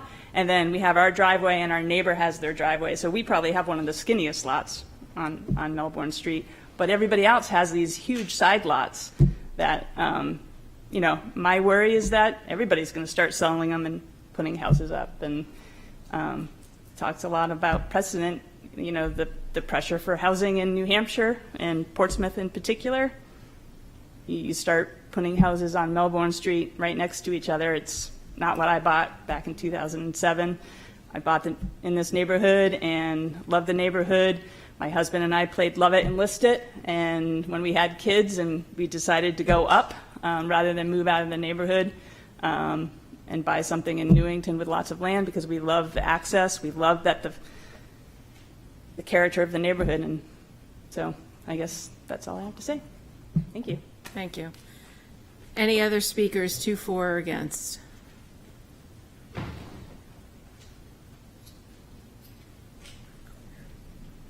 Well, a lot of these arguments against are very subjective. I don't think you can make a decision based on those. You have to look at the merits. They have the lot, they own it, they have a right to it. And I think the decision has to be based on those criteria, not emotion. It's too subjective. You know, character. How do you describe it? I mean, there's bad character everywhere. So a neighbor can't control those things, nor should they. Thank you. Thank you. And any other speakers, 2, 4, or against?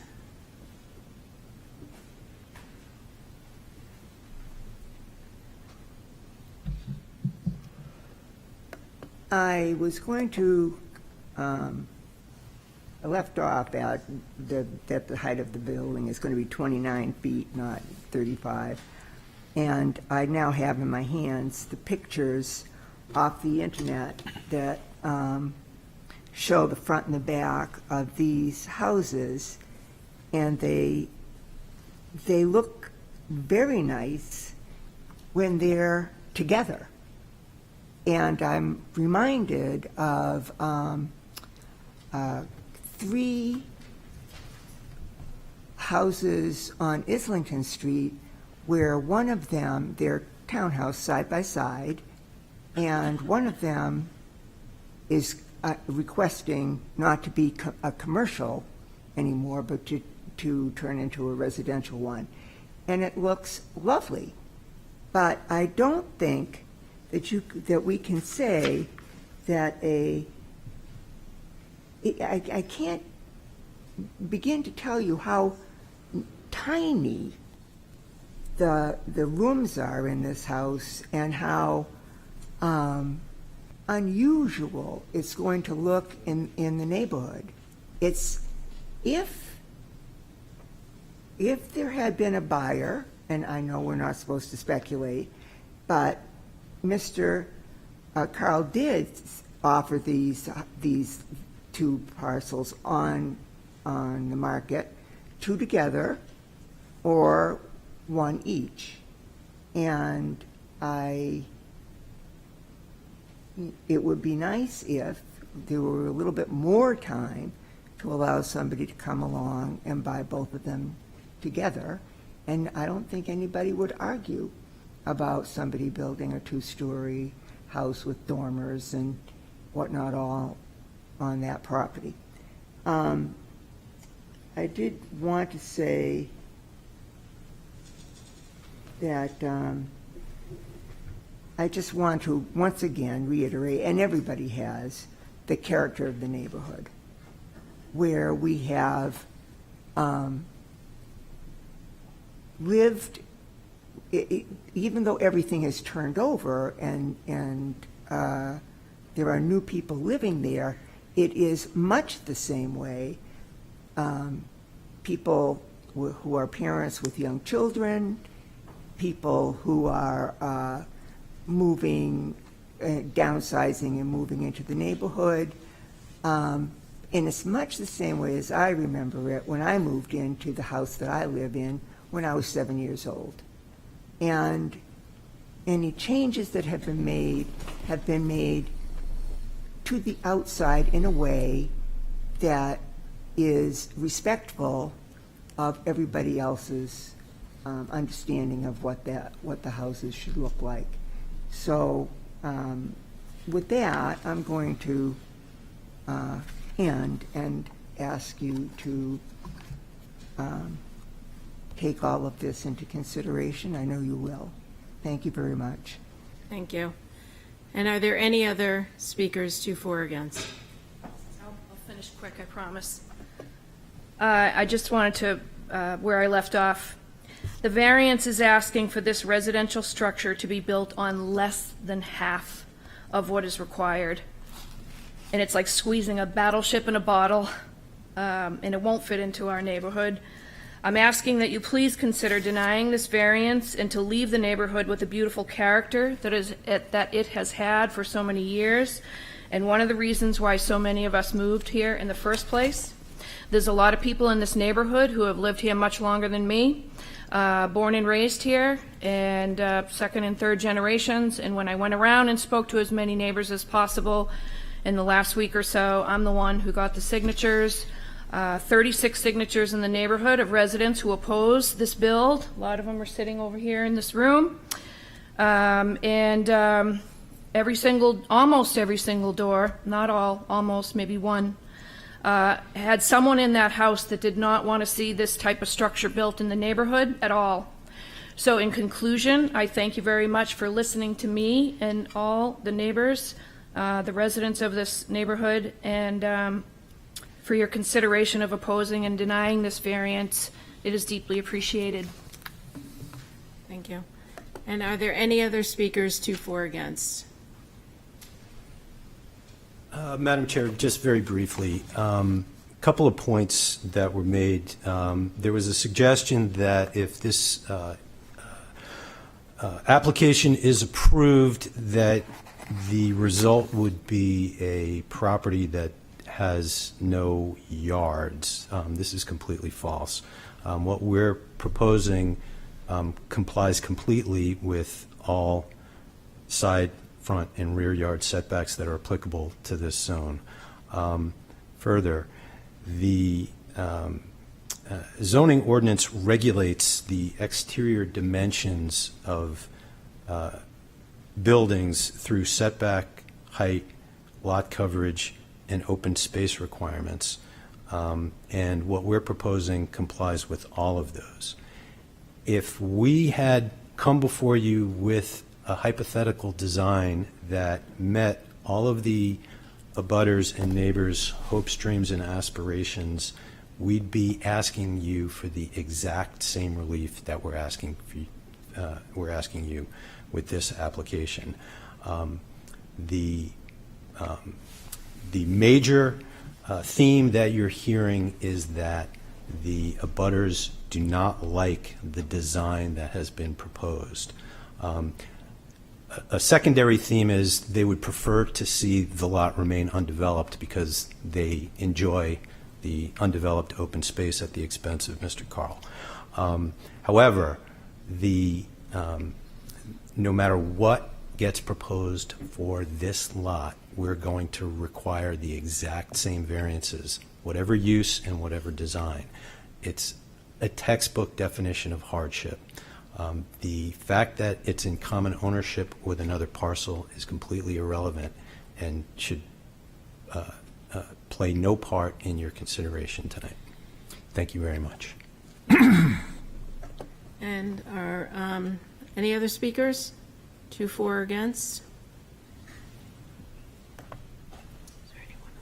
Hi, once again, Duncan McCallum. I would just like to briefly rebut the remark made by my friend, Mr. Mulligan, just a second ago. He says that this proposed project complies with all of the setback requirements and the height requirements and all of the other zoning restrictions. But the problem with his argument is that those restrictions were designed with a 15,000 square foot plot in mind. So if you scale it down to, and this plot is less than half of that minimum, that 15,000 square foot minimum. So it isn't appropriate to say that it complies with all the setback requirements and height limitations, because those are designed, those had a much bigger lot in mind. So it's just a duplicitous argument, and I think it should be rejected and the variance request denied. Thank you. Thank you. And any other speakers? Okay, and there are none on Zoom, so therefore I will close the public hearing. And I'm getting the signal from Mr. Rayo that he would like a break. We usually take a break at 9 p.m.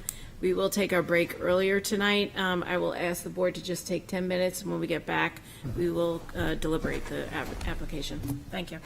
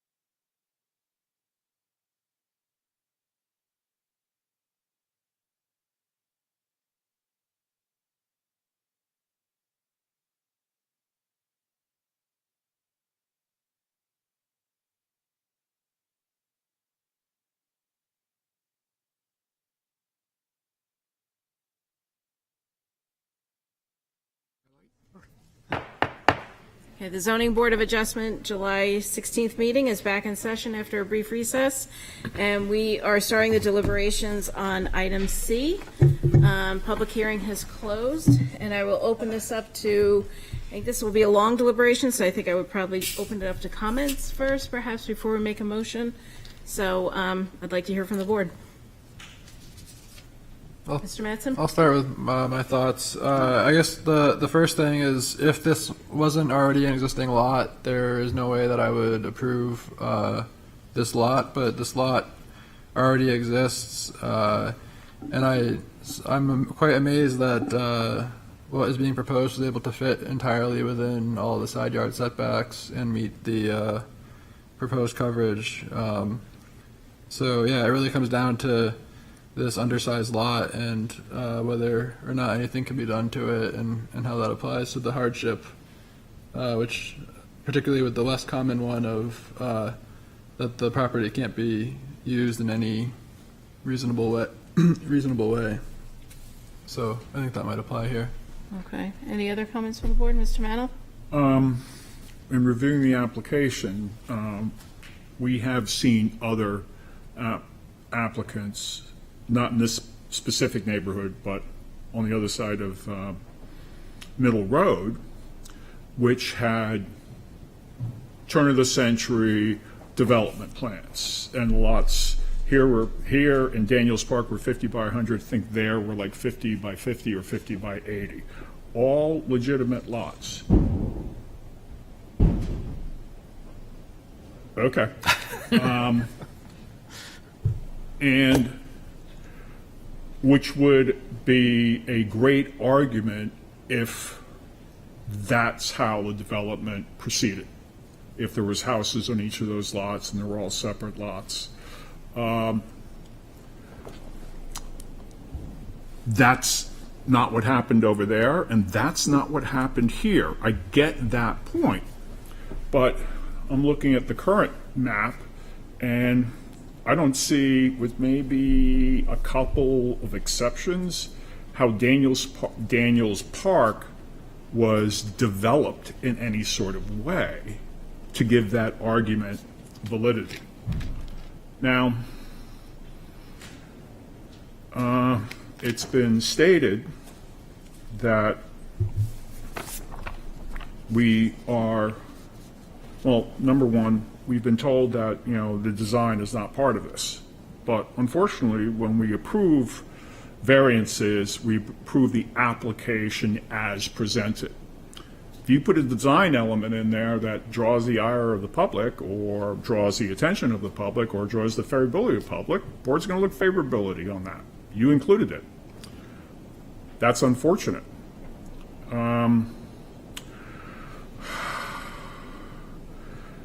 To say that the proposed, what is included in the application is incongruent with the rest of the neighborhood, that would be a true statement. The house that Attorney Mulligan pointed out,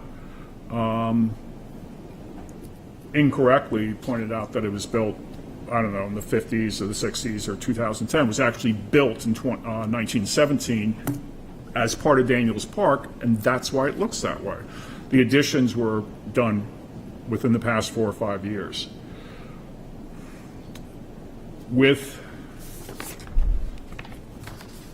I agree, people have property rights, and right now he has a very nice yellow bungalow with a decent-sized backyard. Granted, it is 2 separate lots, but combined they are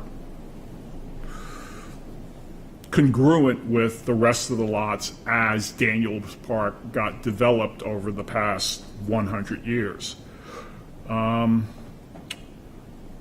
I do not believe at this point in time that what is proposed, which again, they're just proposing to put a single-family house there, which the zoning doesn't support, but out of the design, which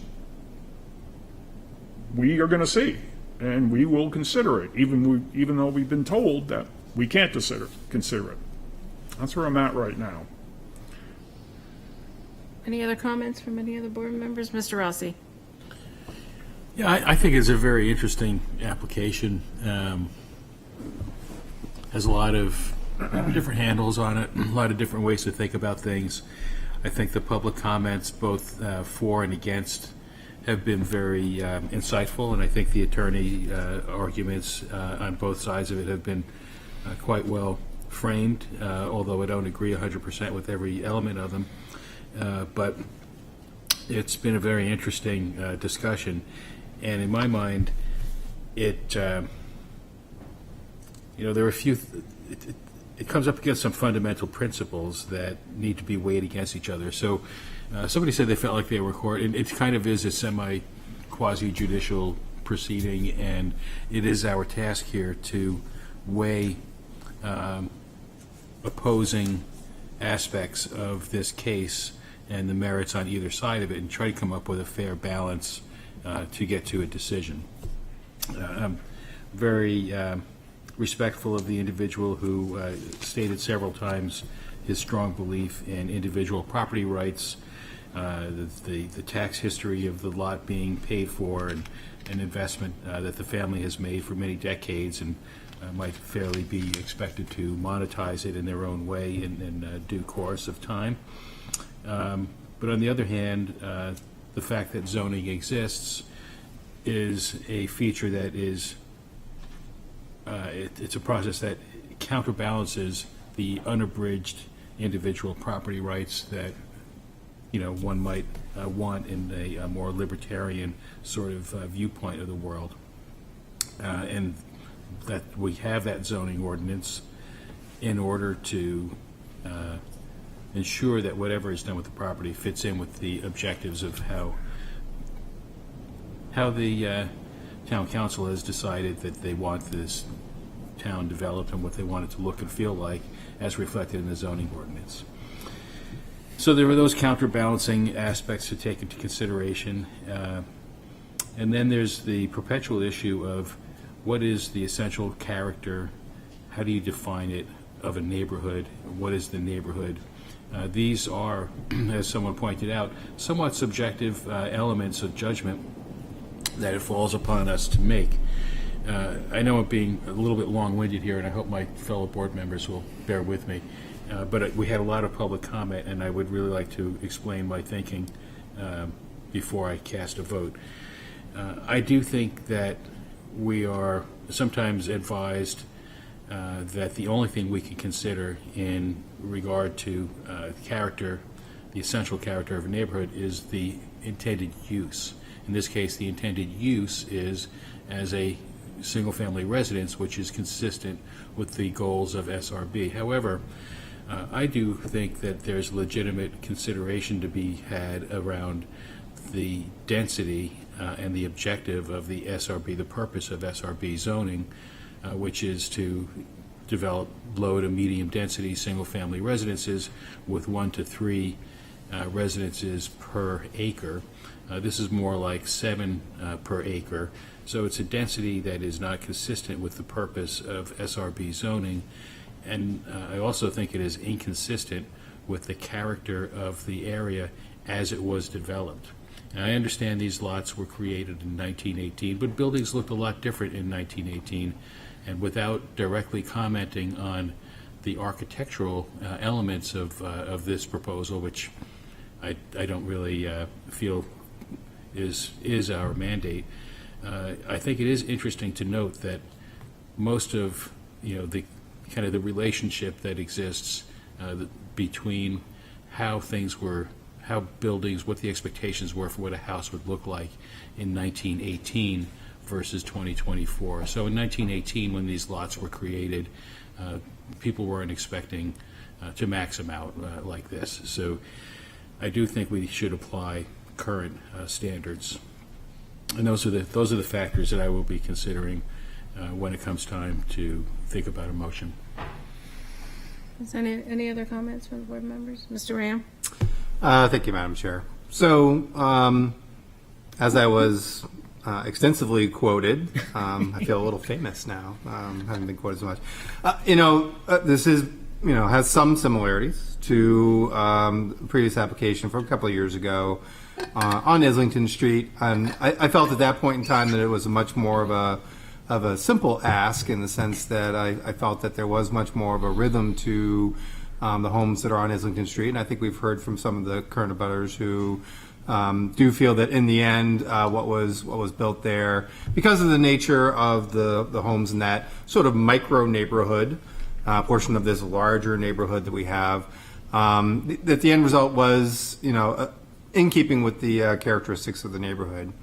Here, I think we do have something, and as I had indicated at the time, I think that the Melbourne Street and some of the homes in sort of this back area that were developed from this 1918 subdivision did end up quite a bit different than that. In fact, they ended up with more variety overall. There's a lot of 100-foot by 100-foot lots, which, and again, this whole area is all SRB. It's not like it's butted up against a GRC neighborhood or an SRA neighborhood or something else where, it's kind of like a transitional type neighborhood. This is really right in a sea of SRB that crosses a whole huge area of our city through that. And, quite a few, clearly what people did back in the day, they bought up 2 of the lots and they made their homestead larger as a result. So you do see quite a few of these 100-foot by 100-foot lots, which really are still substandard to SRB. It's not 15,000 square feet. There's a couple at 150 by 100 that would meet the total square footage requirement. But at least they are somewhat more consistent in approaching the dimensions for street frontage, lot depth, etc. Still not fully compliant. There are a few that are this 50 by 100 that is essentially similar to what the applicant is asking for. One of the things that I do think, so a couple things. One is the applicant's representative made a couple of assertions. One, that there's no other usable thing that can be done with this lot. Basically, this is to build a single family home on it. I would disagree with that. Looking through the zoning ordinance, it would require merging the 2 lots, but there is some opportunity to either build a larger home on it, which again is something that how would that affect the neighborhood, and or you could build like a garage with an ADU. There are some other potential uses for this property other than what the applicant is proposing. I think the other thing is that the idea that, and I agree with Mr. Rossi, the specific characteristics of the home, where the garage is placed, what the home looks like, gable roof, hip roof, whatever. We're not the HDC, don't have cognizance over any of that. That said, I do think there is some characteristics that this board can look at in terms of that. In applying this zoning, as there was an argument also made, in applying this zoning, you can do, you're still having the full setback requirements relative to the property lines because it's on a substantially substandard lot compared to the SRB. You're essentially making a very small buildable area, which takes the loaf of bread and causes, you got to squish it up, right? If you want the total square footage of living area, there's only one direction that you still have some room to go, and that's up. And I would agree that, at least as the neighborhood is currently configured, that is something that would stand out as being different. That said, where would this neighborhood be heading in the future? We don't have a crystal ball per se, but I think we're already seeing one example of down the street, and I think the applicant's attorney brought up a good point, where we already have one home that was, as the homeowner came before us and said, hey, I had an option to perhaps move somewhere else, but I wanted to be in Portsmouth, and my only realistic option was to go in the upwards direction. And we're seeing it all across Portsmouth. The real estate agents are here in part because there's just not a lot of available properties on the market. If you find one, you're very, very lucky. So staying in place and expanding your home in whatever dimension that you have open to you, which in many cases for these smaller lots is in the upward direction, is just it's a wave that's going to be happening across our city, already is, in other neighborhoods, eventually could also start to impact this neighborhood. So is this application a harbinger of the future? Perhaps in some way. Is it something that we should approve today? Because I do believe it is out of character for the rest of the neighborhood as it is currently configured.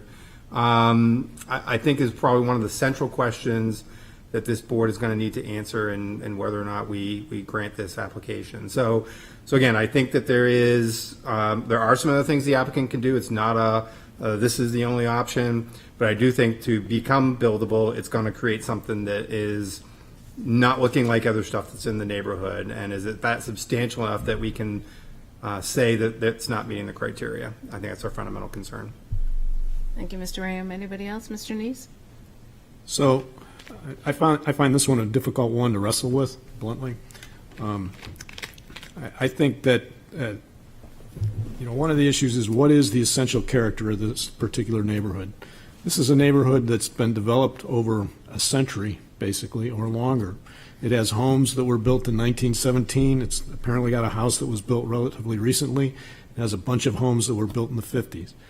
The Daniel Park subdivision, which was on Melbourne Street, as has been pointed out, all the lots were laid out as 50 by 100-foot lots, basically. In the early 50s, a couple developers came in, bought up the lots, and restructured the lots. And that's why you have these larger lots on Essex and Sheffield, but they didn't do it to all of them for whatever reason, I don't know. There are a lot of different house styles here. You have, as I pointed out, you have homes that were designed in 1917, homes that were designed in the 50s. I look at this as a home the proposal as a home that was designed in the 2020s. I don't think that it's our job to mandate how a property owner handles individual lots. If the city thinks that these two lots should be combined or has to be combined, then I think that's a different story than us saying, well, you have another option, you could combine the lots. It's been pointed out by some of the speakers, I think the property owner has some property rights. And I think that this proposal does meet all the requirements of the zoning ordinance. And I'm not sure the lot could be effectively used without the variants that are being proposed, at least not for a single-family residence, which is the main use of properties in this area. Thank you, Mr. Neese. Anybody else? Okay, so I will add my thoughts, I think, piggybacking on Mr. Neese. This is a difficult application, and, I do have a lot of sympathy for the neighbors. However, this lot is a separate lot. It is substandard according to the zoning requirements, and the proposal before us fits within the building envelope. They meet all of the other setback requirements. And the things that they don't meet, they can't help. So I wish it were a different design. I do. This is not an instance where we have a tear down. This is a new improvement to the lot. And without this zoning relief, they will not be able to improve this lot in accordance with their own ownership rights. So, those are my feelings on it. And I think that's all I have to say. So, with all of us having given our comments, is anyone ready to make a motion?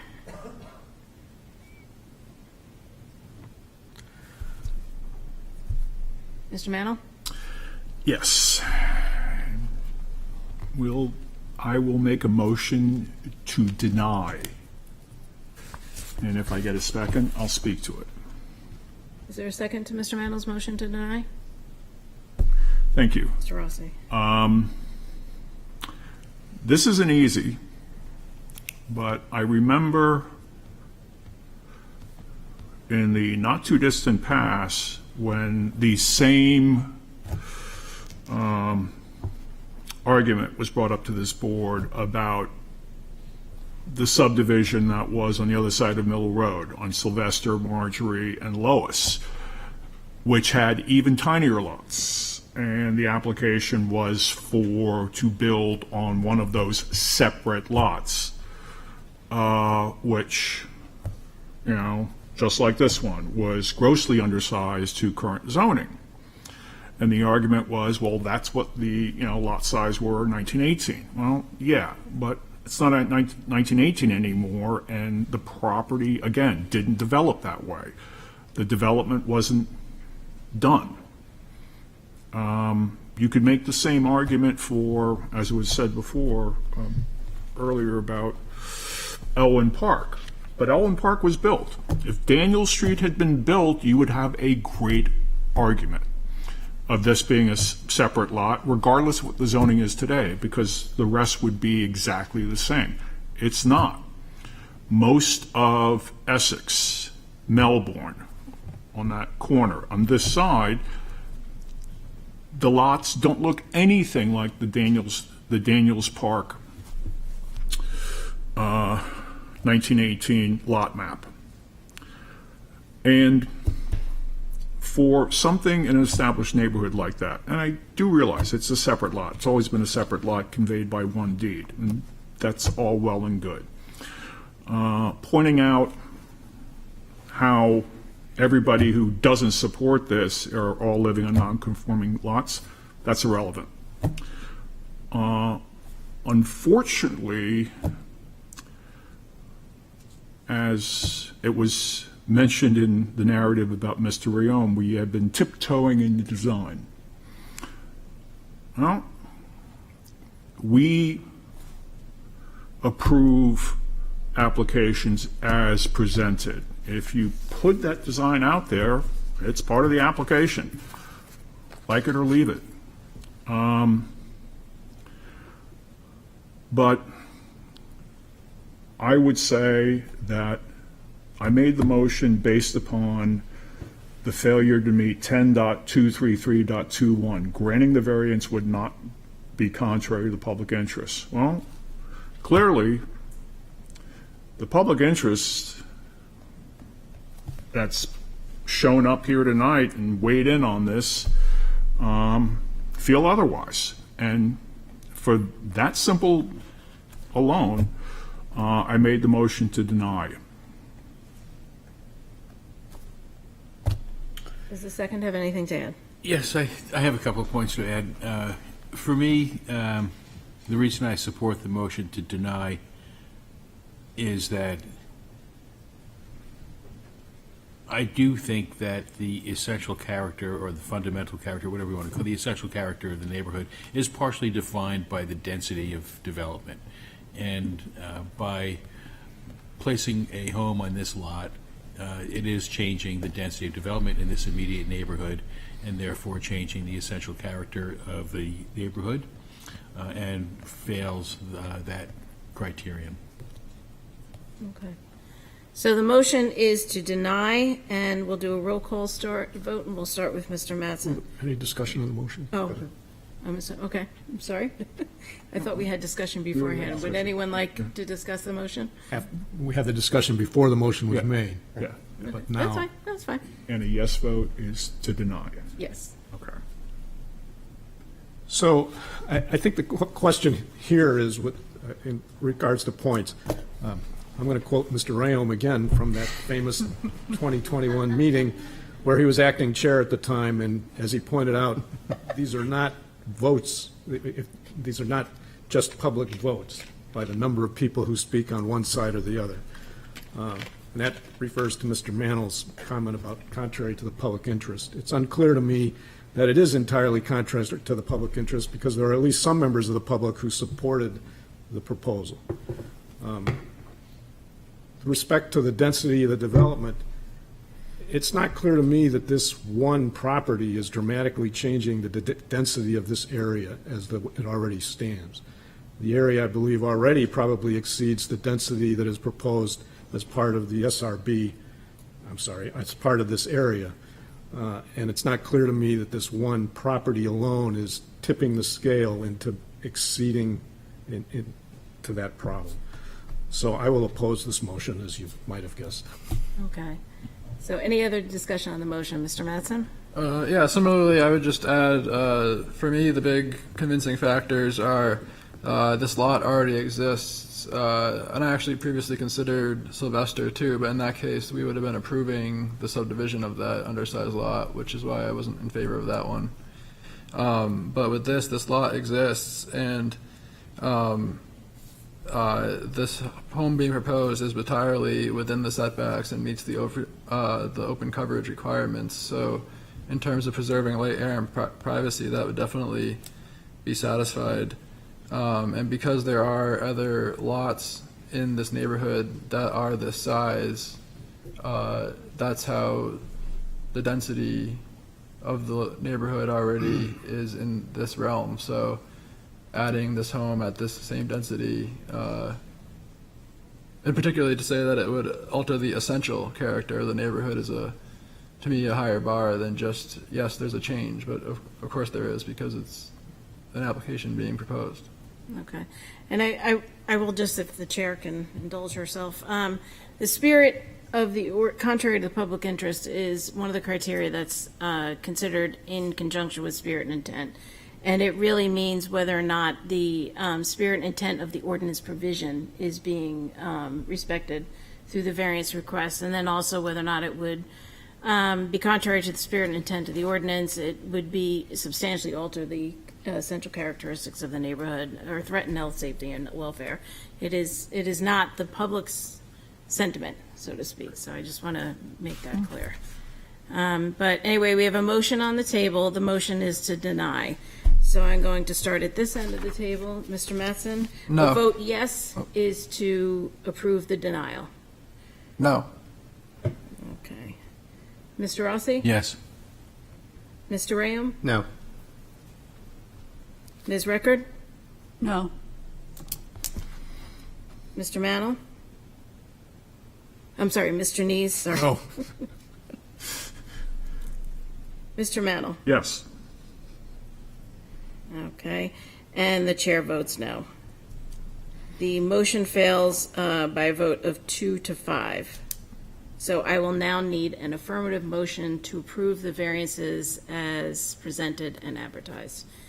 Is there any member who would like to make that motion? Mr. Nees? I'll offer a motion, move to grant the variance for the application as presented and advertised. The design and orientation of the home and driveway may change as a result of the building permit review and approval. Okay, and with that stipulation, do I have a second? Second. Mr. Mattson and Mr. Nees, if you could please speak to your motion. Certainly. With respect to the first point, granting the variance would not be contrary to the public interest. I don't believe, in my opinion, this does not alter the essential character of the neighborhood. This will be a single-family home, which is what is in the neighborhood. There are various designs that were developed over a century. There are some similar. Excuse me. There's no comments from the audience. There are some similar size lots in the neighborhood, perhaps not in the same narrow structure, but in terms of overall square footage on Melbourne Street, there are some that are similar in size. I don't believe there's any real threat to health, safety, and welfare. All the setbacks will be met. Those points also justify granting the variance. It observes the spirit of the ordinance. It keeps it a single-family area, and granting the variance would do substantial justice. Without the variance, this property is basically unusable for its primary use, which is as a residence. I think the loss to the property owner is not outweighed by any benefit to the public if the variance is denied. Granting the variance would not diminish the values of surrounding properties. There's been little evidence presented that would prove that granting this variance will diminish the value of properties. We've had 2 realtors speak and say that that's unlikely. One member of the public obviously is concerned that it will diminish their property, but I think overall that it will not. As for the hardship case, the special conditions of this lot is a small existing lot for the zoning area.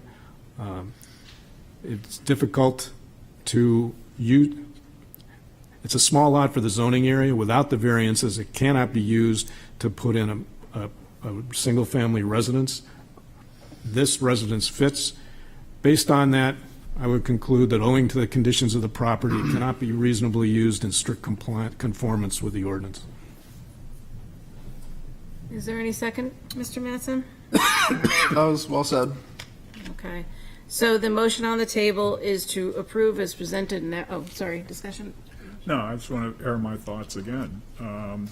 I will not be supporting the motion, with all due respect to Mr. Nees. There are very few lots in this neighborhood that still have the same design of 50 by 100, if that. The applicant can use this lot with the conjunction of the property right next door, which is how it's been used since it was purchased. And having a single-family house with a decent-sized backyard would be more congruent with the neighborhood as it exists right now than two single-family homes, as Mr. Rayom said, because of the nature of the lot, the only way they're going to do that is to go up, which I suspect will be the exact same thing for the yellow house on the corner. Since, these properties have been up for sale for a couple of years now. What I would have liked to seen is the applicant reach out to the neighborhood a lot more to get some consensus from them. Now, granted, it's his property. He can do what he wants with it, but then again, there are abutters and they have rights as well. So I will not be supporting the motion. Thank you. Any further discussion on the motion? Perhaps we discuss with our votes, but anyway, Mr. Rayom. Well, no, I mean, thank you, Madam Chair. I mean, this particular case has, has a lot of interest. I think a lot of good points on both sides. I think it is important for each of the members to try and, indicate for some reason why they're voting the way they are. I mean, I will support the motion. Do I have empathy, certainly, for what the neighbors have said? Absolutely. Ultimately, it comes down to a very legal standard. We are a quasi-legal board. We are serving on behalf of the courts to try and prevent the courts from being jammed up with all kinds of cases about particular zoning ordinance issues. And so we do have to look at these things from a very legalistic standpoint. And I just think the main point that I think that I could have hung my hat on would have been that what's being proposed just doesn't look like, in terms of height and the way that it's spread out on the property, the rest of the homes around it. But that said, that's fairly weak. There is, as has been pointed out, a number of different varieties of homes sizes. We're already seeing some vertical expansion of others. There's a wide variety of size lots, but virtually all of them are deficient compared to the requirements of the SRB zoning ordinance requirements. So I just think that there's just simply not enough there to say this should not be considered a buildable lot when the applicant has put forward a proposal that could, in fact, meet all of the setback requirements, however restrictive they are because of the fact that the parcel is particularly small relative to the requirements of the zoning. So that's why I'll support it. Any other discussion on the motion? Yeah, I'll make a comment as well, and that is that in the grand arc of time, I would say that the expectation would be that since this area was intentionally zoned SRB, the expectation would be that in due course it would become more and more conforming with the requirements outlined in SRB for lot sizes and density.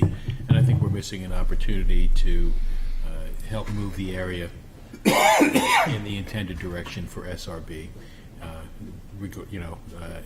No matter how you slice the legal arguments, there is this overarching goal, I think, desire to see the purpose of SRB as articulated in the PZO fulfilled. And we are not doing that. Any other comments? Okay, hearing none, I will call the question. The motion is to approve as presented and advertised with the following stipulation: the design and orientation of the home and driveway may change as a result of the building permit review and approval. And this time, I will start at the other end of the board. Ms. Record? Yes. Mr. Nees? Yes. Mr. Mannel? No. Mr. Mattson? Yes. Mr. Rossi? No.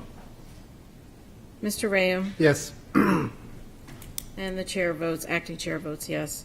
So the motion to approve is approved by a vote of 5-2. Thank you. Thank you. No applause. Thank you, everyone, for coming out. So we will move on next, and I'll ask, I realize there's a lot of people here for this application. I'll ask you to please move quickly and quietly out of the chamber so that we can read the next application into the record. So, okay, so the next application is, I kind of forget where we were. All right. Under new business, item D, the request of 231 Corporate Drive LLC owner for property located at 231 Corporate Drive, whereas relief is needed to add a fenced area between the building and the front lot line for the use associated with dog walking, which requires the following. 1, from section 305.02A of the Pease Development Ordinance for an accessory use located in the front yard, and 2, from section 304.04C of the Pease Development Ordinance for being located within 70 feet of the front lot line. Said property is located on Assessor Map 314, Lot 2, and lies within the Airport Business Commercial District. And who is here to speak to this application? Good evening, Madam Chair and members of the board. Chris Mulligan from Bozen and Associates. And now for something completely different. This is an application for property on Tradeport, which has its own zoning ordinance, and which this board actually sits as in an advisory capacity and makes a recommendation to the PDA. The actual variance criteria is similar, but not exactly the same as you would you just applied in the prior case and what you normally apply. With me is Neil Hansen from Ty and Bond, who's the project engineer. The application is pretty straightforward. The proposal is for Ethos Veterinary Health to install a fenced dog run in the front of the property. This is considered by the PDA to be an accessory use and an accessory structure. Those are not permitted between the primary structure and the road. So we need relief from that. And we also need relief because there's a 70-foot setback, and this is slightly less than that. Neil had pointed out to me on the site plan, though, with respect to the setback, the actual the actual amount of green space in front of the property beyond the property line, but before you get to the edge of pavement, is significant. So if you add those up, there's very little relief that's really necessary in an effective sense. But in any event, that's the project. We need a recommendation to the PDA that variance under the PDA's special rules is appropriate. So the first criteria is that no adverse effect or diminution in values of surrounding properties would be suffered. Here, values of surrounding properties won't be affected in any way. All the surrounding properties are commercial in nature. The location of the fence is really the only place we can put it, and it has it's been tastefully designed not to be obtrusive to the to be visually obtrusive and have any type of negative effect on people passing by or using adjacent properties. Second criteria is that granting the variance would benefit the public interest. Granting the variance does not substantially alter the characteristic of this particular neighborhood, nor would health, safety, and welfare be threatened. Part of the placement of the dog run where it is to get it away from the wetlands that burden the site. Health, safety, and welfare of the public is actually enhanced in this proposal. A fenced area is necessary for this use because it's a necessary accessory amenity to a veterinary hospital. We've cited it in such a way that it's accessible to the ICU in the interior floor plan. So all of this would benefit the public interest. Denial of the variance would result in an unnecessary hardship to the applicant. Here, there is no fair and substantial relationship between the public purposes of the requirements that we're seeking relief from in their application to this property. Special conditions of this property are the fact that the building itself is surrounded on 3 sides by a wetlands buffer. We're trying to reduce the impervious surface by pulling away from the wetland buffer and locating the dog walk area outside of it. The building, again, is designed in such a fashion so that the ICU on the first floor is accessible to this dog walk that we're proposing. And again, the actual amount of space between the edge of pavement and the improvements that we're proposing is substantially compliant with the 70-foot setback. Granting the variance would be substantial justice. Here, the hardship on the applicant outweighs any benefit to the general public by denying the requested variance. The proposed use would not be contrary to the spirit of the zoning rule. We're sitting within a commercial zone.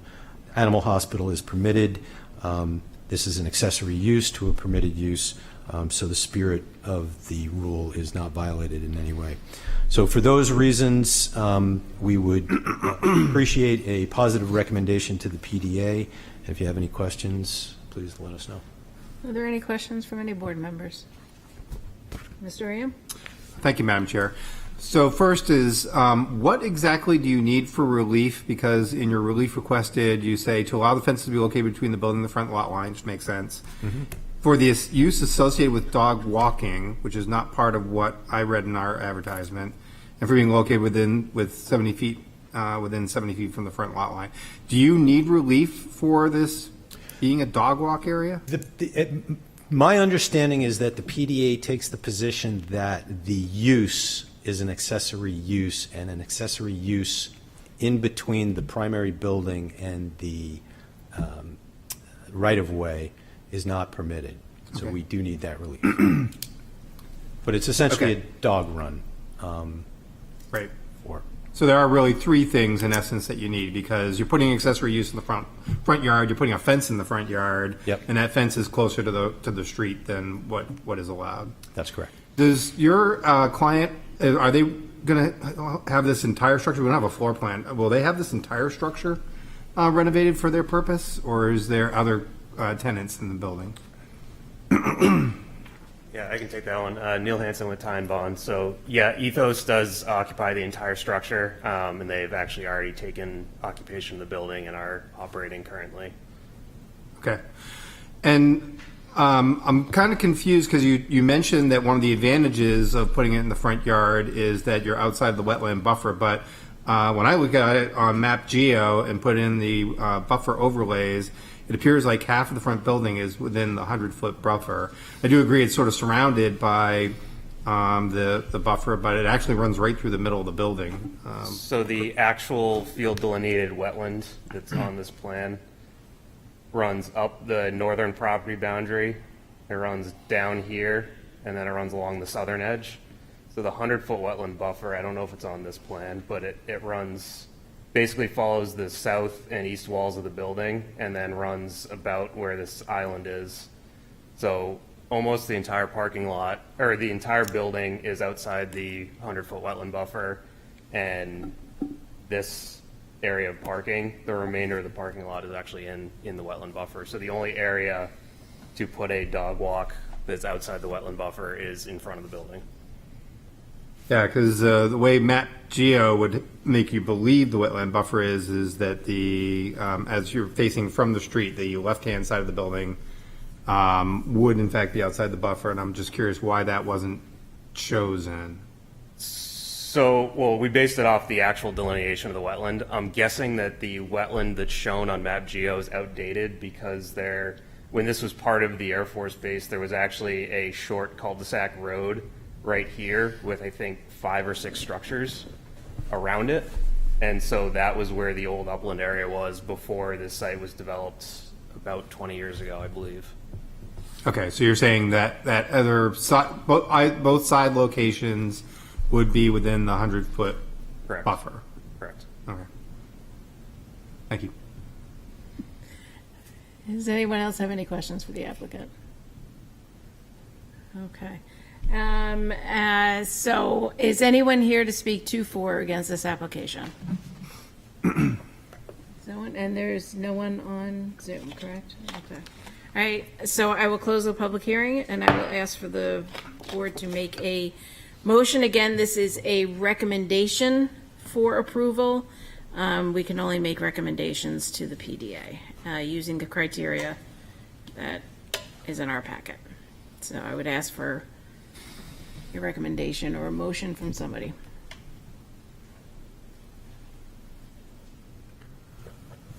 Don't all speak at once.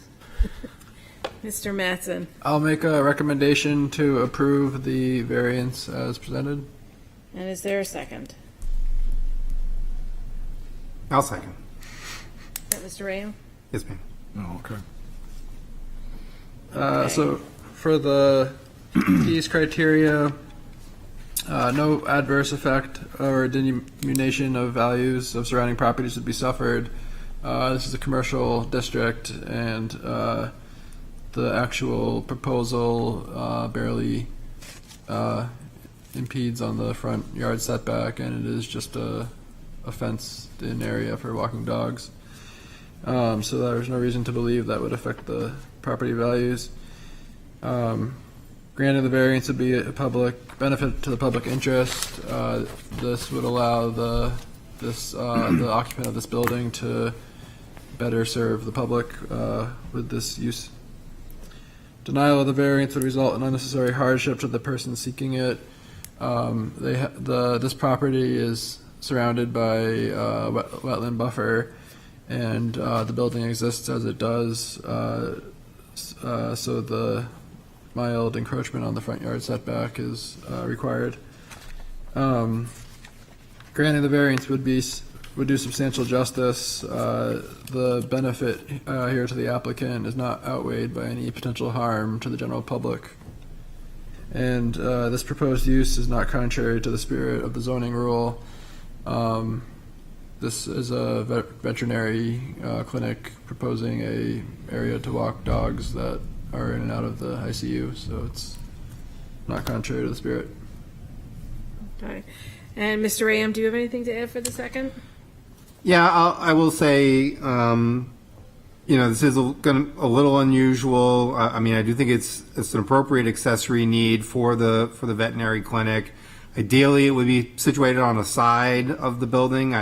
But I think the applicant has made a sufficient enough argument that that the front is really the only location outside of the wetlands buffer where this activity can be placed.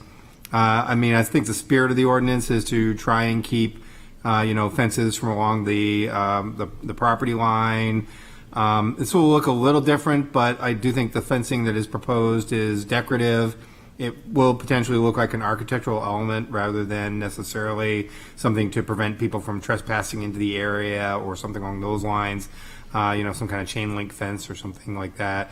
It's really, it's consistent with what the spirit is really trying to accomplish, which is keeping, obvious fenced in areas, junkyard looking things from being set up in the Pease Development Authority area. So I recommend approval. Okay. So the motion on the table, is there any discussion on the motion? Okay. All agreed, good. So the motion on the table is to recommend that the variance be approved as requested and advertised.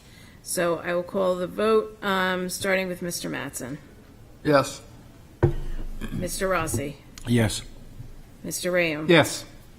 Ms. Record. Yes. Mr. Neese. Yes. Mr. Mannel. Yes. Yes. And the chair votes yes. So the recommendation is approved by a vote of 7-0. Thank you very much. Okay, thank you.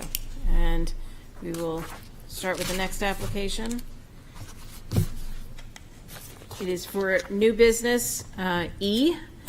The request of, I hope I have this right, yes. The request of 132 Chapel Street LLC owner for property located at 132 Chapel Street, whereas relief is needed to convert an existing commercial building back to a single residential unit, which requires the following. 1, a variance from section 10.440, use number 1.10, to allow a single family dwelling where it is not permitted. 2, a variance from section 10.5A41.10C to allow a house building type where it is not permitted. And 3, variance from section 10.642 to allow a residential use on the ground floor where it is not permitted. Said property is located on Assessor Map 106, Lot 6, and lies within the Character District 4 and Historic District and Downtown Overlay Districts. And who's here to speak to this application? My name is Clark McDermott. I'm a co-owner of 132 Chapel Street LLC. Okay, thank you. Please proceed. Yeah, so we're requesting a variance to restore the property back to residential use. As you can see in some of the photos of the building, it was built in the late 1800s as a residential house. It's been converted to office space, and we were looking to convert it back to residential use. Some of the reasons are because, since COVID, it's been a little bit tough to rent office space in downtown Portsmouth. Most of the offices we have are, small offices that I think a lot of people are starting to do out of their house with, the technology changing to work from home type of office space. I think when they made it into a office space building, there is actually a dumbwaiter for papers to go up and down from floor to floor. So I could probably tell you how much the times have changed. So I guess this request for variance is justified based on a couple of the, or all of the criteria, not contrary to public interest. Restoring our property to residential use aligns with the community's intent in maintaining a vibrant and balanced neighborhood. Residential properties contribute to the local economy through property taxes and resident spending, and they foster a sense of community. Additionally, having more residential properties supports local schools, services, and businesses. The spirit of the ordinance, the primary intention of the zoning ordinance is to ensure the orderly development of the community while preserving the character of the area. By restoring the property to residential use, we are maintaining the historical and residential character of the neighborhood. This change supports broader goals of the ordinance by promoting a stable, family-friendly environment, which is a cornerstone of the community's vision. Substantial justice. Granting this variance will result in a fair and just outcome for both the property owner and the community. The property's restoration to residential use will address the current underutilization of the space, enhancing its functionality and aesthetic appeal. Denying the variance would impose an unnecessary burden on the property owner without any significant benefit to the public. Values of surrounding properties.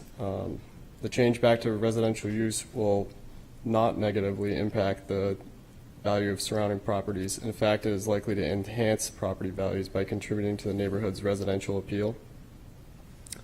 Well-maintained residential properties typically have a positive influence on neighboring property values by creating a desirable living environment.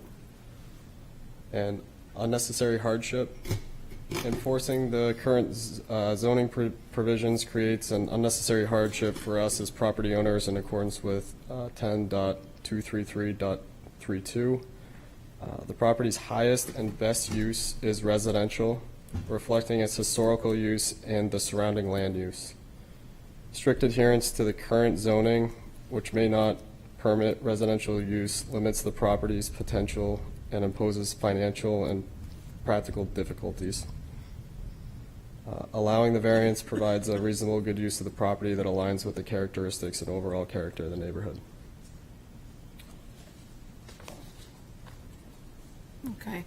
Are there any questions from the board? Mr. Rayo? Thank you, Madam Chair. What is the current status of your commercial tenants? Do you have anyone in there currently? Yeah, we have 4 commercial tenants in there right now. Okay. And does that include the second floor? Yes. Okay.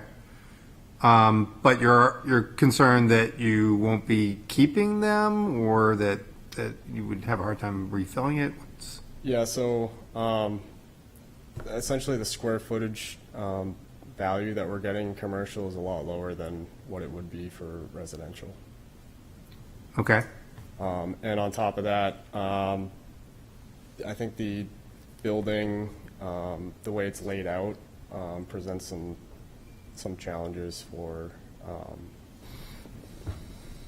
renting it differently, like different use case, I guess. Okay. You mentioned that there's one existing parking space. I looked at the property. I couldn't figure out where that like a legal size parking space is located on that property. It's to the left of the tree there in the front. I don't know where that red car is, next to all the other parking spots from St. John's Church. So one of those spots is actually available to you? Is it on your property or is it? Yes, it is. Really? Okay, certainly doesn't look that way, but I'll trust you. And then lastly, do you just happen to know your neighboring building at 76 to 82 Bow Street, the sort of the gray building that's your next door neighbor? Yes. Are those all currently residential or are they a mix of residential and? They're all residential. All residential. Okay, thank you. Yes. Questions, Mr. Nees? Thank you.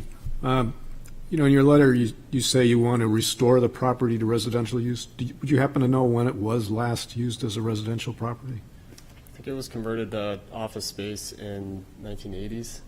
1980s? Yes. Thank you. Any other questions from the board? Nothing from MapGeo, Mr. Ryu? MapGeo gave me the address of the neighboring property, if that helps. I've become a huge fan of MapGeo. That's really apparent. Okay. If there's nothing else, you may sit down, and I will open this up to a public hearing.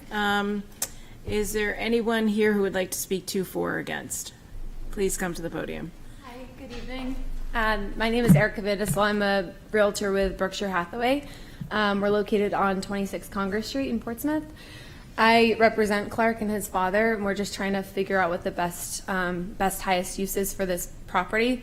I've worked with Roxanne Barnes. I'm not sure if anyone knows who that is, but she's our commercial division head, and we've run comps on both commercial, currently in this market, both commercial comps as well as residential. And it's very clear that commercial is suffering. So the best use for this building, we believe, is residential. So that's all I have. Okay, thank you. Anyone else here to speak to, for, or against? Okay, seeing no one rise, is there anyone on Zoom, Steph? Okay. I will close the public hearing and ask for perhaps a motion or discussion by the board. Mr. Ram? Madam Chair, I would move to approve the request as presented and advertised. Okay, and is there a second? Second. Mr. Mantle. Your motion, please, Mr. Ram? Yeah. So, on its face value, this would seem to, be potentially of a concern. The CD4 district was set up to really try and create a feel to the downtown. But I really do think that this particular property, the applicant, even though they are currently apparently being able to rent it out, I think they have made a pretty good argument that in general, office, especially in post-COVID and with the realization of people, wanting more home offices, remote work, that having an office in a sort of very restricted structure like this that was originally clearly set up as a single-family residence, made sense probably back in the 1980s when we saw a lot of the downtown properties like this kind of converted into more of a commercial use. Now we're seeing the trend backwards.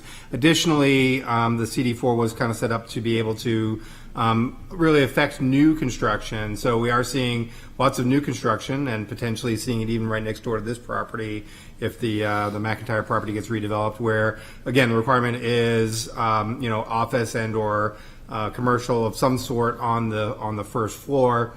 And the whole point there is to activate the streetscape, to make it more pedestrian friendly, bring people in. But that's also going to create that much more competition. It's already creating a certain amount of competition for this less desirable property in the sort of the office / commercial realm.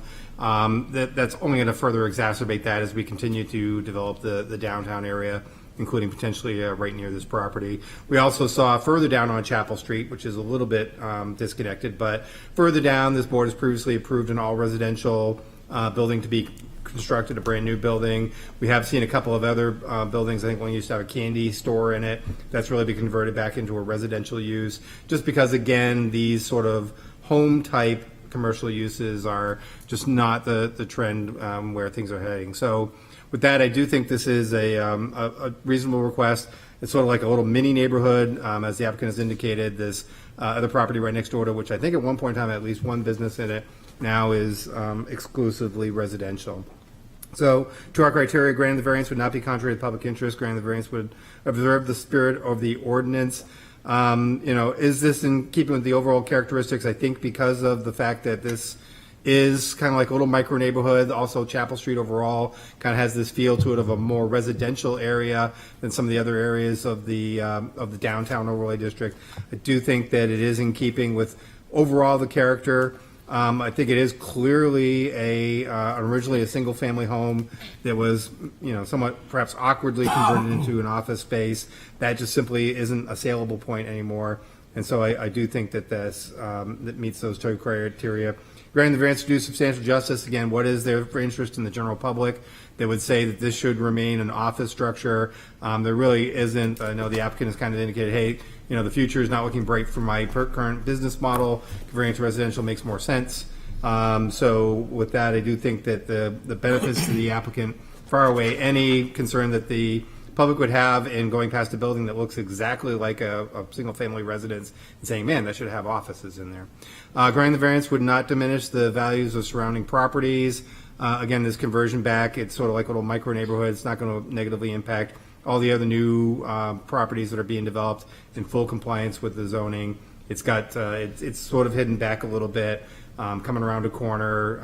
It's not necessarily a truly walkable area, so it's not going to negatively affect those. And then the requirement for the unnecessary hardship, or what is it about this particular property that's different? One is it's a very, very tiny lot. It's an old structure where really our zoning is really thinking in terms of new structures or repurposing many structures that really always traditionally had a business front to them. In this particular case, this is a unique tiny lot with a building that essentially is a single-family home on it that looks completely different than everything else around it. And a little micro neighborhood with one other exception that's also got primarily residential uses, and I do believe it is a reasonable use of the property to be completely residential because of many of the things that I've already stated. So with that, I recommend approval. Mr. Mantle, anything for your second? Concur. So the motion on the table is to approve the variance request as presented and advertised. Any discussion on the motion? Okay. So I will start with Ms. Record. Yes. Mr. Nees? Yes. Mr. Mantle? Yes. Mr. Mattson? Yes. Mr. Rossi? Yes. Mr. Rayum? Yes. And the chair votes no. I won't get into why. The motion is approved as presented and advertised by 6-1. So thank you. You have your variance. Okay. And so before I read the next, item into the record, I would need a motion to go past 10 o'clock because we're hovering close to it right now. Madam Chair, I move that we suspend the 10 o'clock rule. Okay. Second. All in favor? Aye. Okay. We have four more. I'm sorry. Excuse I will be excusing myself from the rest of the meeting in that case. I can't go later. I'm sorry. I'm too tired. Okay. Sorry. Well, we will have 6 voting members at that point. Okay. I think, I don't know, Steph, if we have to, there's a possibility of a tie vote. Before you go, Mr. Rossi, I just want to explain to you why we decided to keep this meeting as a single meeting. Because of summer and traveling, breaking up the meetings into 2 meant that we may not get enough members for both meetings. Yeah. And are you able to proceed with 6 members, or? I would prefer not to to be honest, because there's a Well, possibility just of a typo. because it's you and you asked, I will stay here. But if you hear any snoring coming from me, I hope somebody will poke me. We'll have Mr. I thought it was nice, Rayu but- keep you awake. Okay. So, How often do I need to prod you? What's my time? okay. So thank you, Mr. Rossi. I appreciate that. And just again, I would just want to people understand why we're doing it in one shot tonight. So, Well, and we've had 3 applicants who have been here who have patiently waited to be heard this evening. I think in fairness to them, I'd like to give them every advantage that we can. okay. With that said, the next item of business is letter F, the request of Islington Properties. Let me make sure I'm in the right place. Yes. Islington Properties LLC owner for property located at 371 Islington Street, whereas relief is needed to convert an existing commercial space into a residential unit, which requires the following. 1, a variance from section 10.5A 41.10A to allow 918 square feet of lot area per dwelling unit where 3,000 square feet are required. Said property is located on Assessor Map 144, Lot 22-3, and lies within the Character District 4-L2 and Historic District areas. Who is here to speak to this application? My name is Scott Rafferty. I'm the owner of Islington Properties. Okay, thank you. Please proceed. Yes, so basically, I have a business that also operates out of this unit. It used to be residential. There was a condo conversion, and the downstairs 2 units are commercial. One of them has a storefront. One of them does not. Let's say probably about 2-3 years ago, I ended up purchasing the one with the storefront. That helped my business better because I needed to be able to show the public, what we sell. And then the other unit is more of it actually fits perfectly for like a 1-bedroom or studio residential unit. One of the issues we've been having in the building is the access to the subject unit actually shares an entrance with another residential unit upstairs. So one of the problems that we have is either the residential unit leaves and people can't find the office because it looks like the way the windows are set up. It looks like it is a residential unit. And then also just security concerns. It is a pretty busy street with people walking up and down. They prefer that side that unit has packages can be put inside and things like that. So after acquiring 369A to basically move my business over to, we've used the other unit as more of a storage unit with the idea of basically similar to the last applicant, that there's a better opportunity there in regards to turning that over to residential. One of the other key factors that we're also looking at is the parking situation, and lately with all the construction on there, it's been quite interesting. But the association itself has 6 off-street parking spots. Every unit is granted 1 spot. The requirement, if I went down to residential, would also require actually instead of 2.4 spots, I believe it's 1 spot.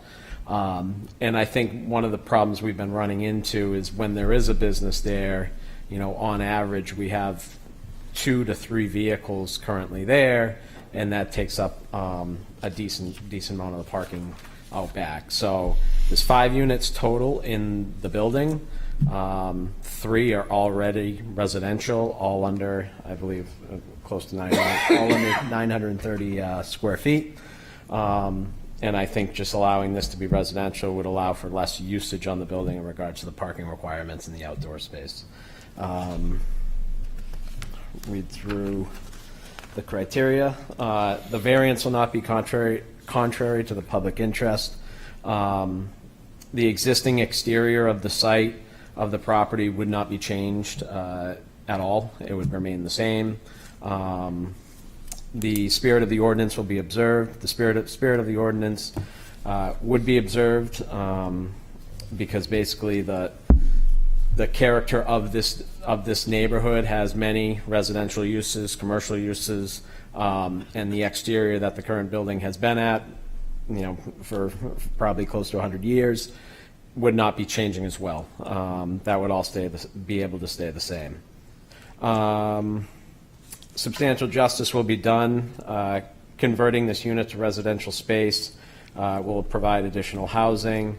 It's already a mixed-use building, and the association, actually, all the members I've talked to, they've all come forward and said, we're totally fine. They actually prefer that it was to go to residential. The values of the surrounding property will not be diminished. I think just as they stated in the last one, right now residential property is valued higher than commercial, especially as an office setting such as this, that is a smaller office. And the last one, little enforcement provisions for the ordinance would result in unnecessary hardship. The main hardship that we're facing is just the entrance to the building does not look commercial, and you can see in the application in some of the photos. And then the parking is one of the issues there that would allow to relieve some of the parking that's needed, especially with every unit getting that one spot, and one guest spot is currently there. So I think that would control that situation a lot better. And that's it. Okay, thank you. Any questions from the board for the applicant? Mr. Rayam? Back in 2011, just before I joined this board, our staff report indicates that you were granted a variance that was essentially what you're asking for now. Do you know what happened to that? Are you familiar with it? 2011? No, I've only owned it for 5 years, maybe. Okay. I think there was, if I had to guess, it was basically that the market back in 2011 has definitely changed since COVID in regards to especially office space. And this is, a smaller office space, and most people now have other options whether working from home or not. Yeah. And all 5 units are condoized, and you own 2 of the condominiums, is that correct? And there's 3 owners for the other 3 units? Yep, so I own the 2 commercial, and then there's 3 separate owners for the 3 residential. Okay, thank you. Any other questions? I have a question, but I'm not sure if it's to him or to staff. Why don't we try staff first? Okay. So the applicant's letter asks for a variance on parking, but I don't see that listed as one of the variances we're granting. It wouldn't be a variance on parking. Normally, it would be a CUP, but in discussions with more experienced staff, a CUP would not be needed in this case because the use that is being proposed is less intensive on the parking side. So the demand for parking would go down, and therefore a change of parking for land use is not required. Thank you. Anyone else? Thank you, sir. Is there anyone here who would wish to speak to, for, or against this application? Okay, seeing no one rise, is there anyone on Zoom staff? Nope. Okay, I will close the public hearing and ask for a motion or discussion from the board.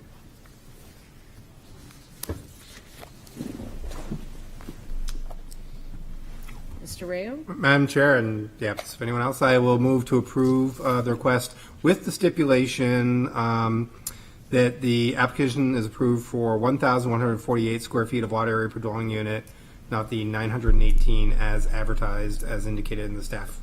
Okay. And is there a second to that motion? Second. Mr. Neese? Your motion, Mr. Rayo? Okay, thank you. And similar to the last one, I think there is a rationale for converting this to a residential use. I think the applicant has made a good case that this unit in particular really looks like a residential unit, whereas the one right next to it actually has a storefront, looks a lot more commercial, and might be more problematic for us to say, yeah, just convert that right back into a residential unit. But certainly the one to the left-hand side of the building is, it looks a lot more residential, and as indicated, with more work from home and other alternatives like, work hives where people can go, they would have the ability to get conference rooms and some other amenities. There's simply this little space would not offer a potential business client. I think it makes more sense for it to be residential. It is allowed use in the zone. So granting the variance would not be contrary to the public interest. Granting the variance would observe the spirit of the ordinance. There is a strong mix of commercial and residential uses up and down Islington Street as allowed by the zone that it's in. This particular change of use is completely in keeping. You kind of see all of this all up and down the street. It's not going to change the streetscape. Not going to be a source of particular interest. It's really kind of meeting the spirit of what we want, which is this mixed residential and office types. Will still have that within this structure.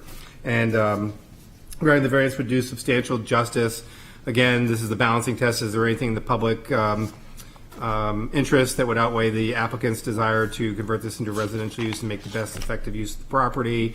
There really isn't. Again, it's consistent with the rest of the neighborhood. Most people probably, other than a sign suddenly going missing, would have no idea that it went from being commercial space to a residential space. Granting the variance would not diminish the value of surrounding properties. There's, again, no external changes here. The building will look exactly the same. There is no potential of property values being negatively impacted. It's consistent with the requirements of the zone and other buildings in the neighborhood. And lastly, what are the special conditions? Again, this particular property has some limited parking. This will actually help to improve that situation by changing to this use. And the current structure of the building, it has always sort of looks like it's been back and forth between a residential use and a commercial use. The current trend is toward residential, so it's a reasonable use. It has unique characteristics that don't necessarily scream that, hey, this is a commercial property, that you're somehow doing incorrect things to try and put a residence in it. It looks like a residence. So with that, I recommend approval. Okay. Anything for your second, Mr. Neese? Nothing to add. Okay, any discussion on the motion? Okay, then I will call the roll. Mr. Mattson? Yes. Mr. Rossi? Yes. Mr. Rame? Yes. Ms. Record? Mr. Neese? Yes. Mr. Mannel? Yes. And the acting chair votes yes. The variance is approved. Okay, thank you. The next item of business is G, the request, and we have three more, folks. The request of Catherine Ann Bradford, 2020 Revocable Trust owner, for property located at 172 Gate Street, whereas relief is needed to demolish the existing garage and the small rear addition and construct a new garage in the same location as the existing garage and construct a side entryway roof, which requires the following. 1, a variance from section 10.521 to allow a 45% building coverage where 30% is required. And B, 0-foot right side yard where 10 feet is required. Variance from section 10.573.20 to allow a 0-foot rear yard where 10.5 is required. Variance from section 10.321 to allow a non-conforming building or structure to be extended, reconstructed, or enlarged without conforming to the requirements of the ordinance. Said property is located on Assessor Map 103, Lot 19, and lies within the General Residence B and Historic District. And who is here to speak to this application? Yes, good evening, Ann Whitney, the architect for the project. So basically, we are wanting to rebuild the garage that's tucked into the corner. Oop, not quite. Tucked into the corner of the property. They're asking for 0 setbacks, but we really have a variety between 0.5 and maybe 0.8. When we would rebuild it, we would have the surveyor, reset those points on that. So basically, we're asking for building coverage of 45%. Because the other thing we're doing to this property that doesn't require zoning is we're converting it into a single-family residence. And if you look at the drawing that you have up there, the photo, you can see the corner of the garage on the left-hand side, and there's a little one-story L that contains a bathroom, and then in this conversion, we're going to be getting rid of that structure. And that's shown on the site plan. If we go to the second page, the existing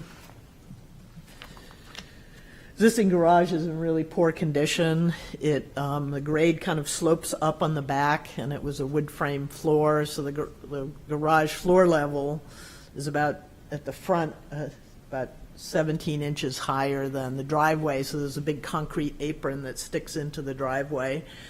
In the reconstruction, I'm going to do a floating slab with a concrete wall on the sides and the rear, and then that'll sort of disappear as it comes to the front, and that'll allow us to remove that apron and bring the level of the garage down more in keeping, and we'll solve the issue of the building being, built into the dirt as it is now. There's no room on the site to relocate this garage, and we're going to be going to HDC next, but we want to kind of recreate it in the form that it is now, just with a more solid structure and foundation. Existing residence non-conforming to building coverage at 46, and removing the rear story little L structure will make it a little bit more non-conforming. It's pretty minimal. Go to the last page. The only other change is we're going to be creating an entrance on that driveway side where the building steps back, and we're just putting a little roof structure over that to have a covered entrance.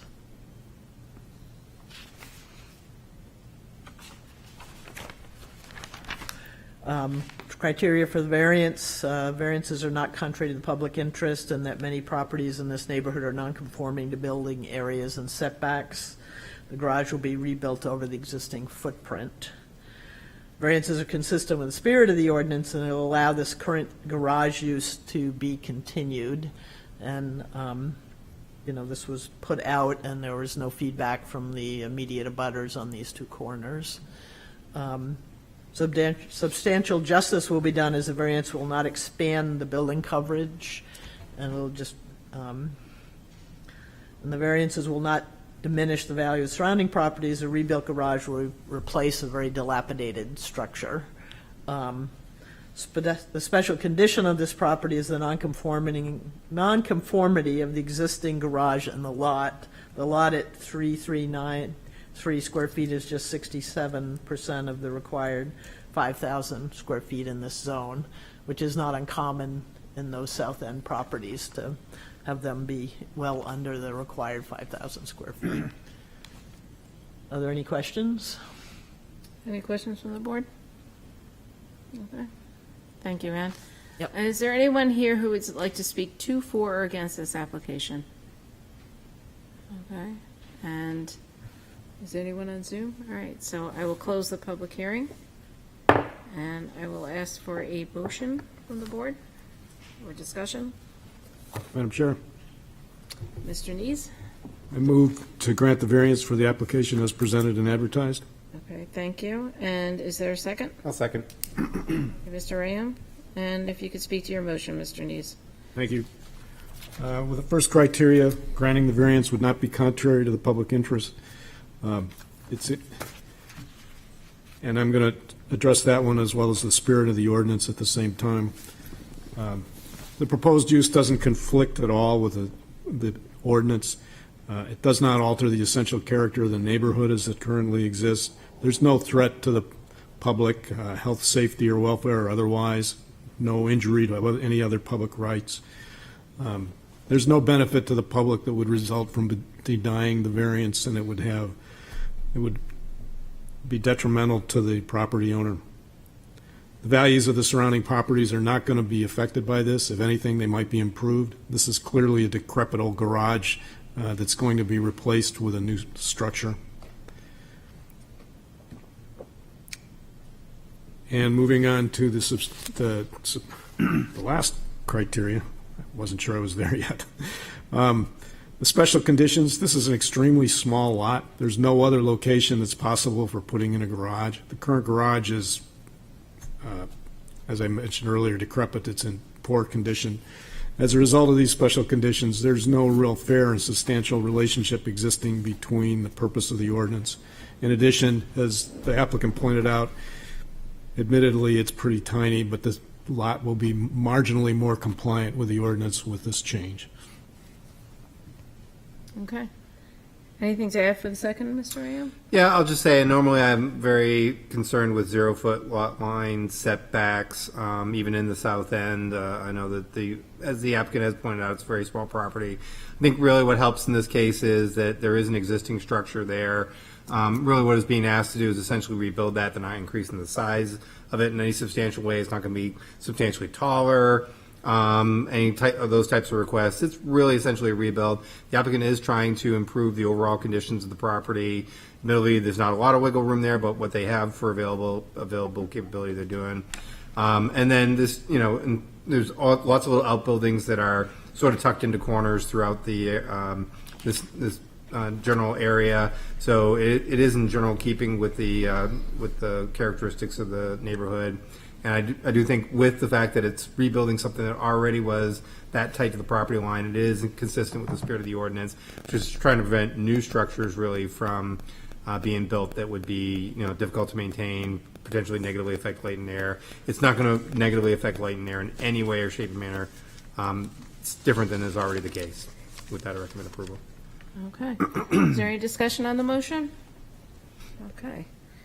With that, I'll do a roll call, and the motion is to approve as presented and advertised. Ms. Recker? Yes. Mr. Nees? Yes. Mr. Mannel? Yes. Mr. Mattson? Yes. Mr. Rossi? Yes. Mr. Rayam? Yes.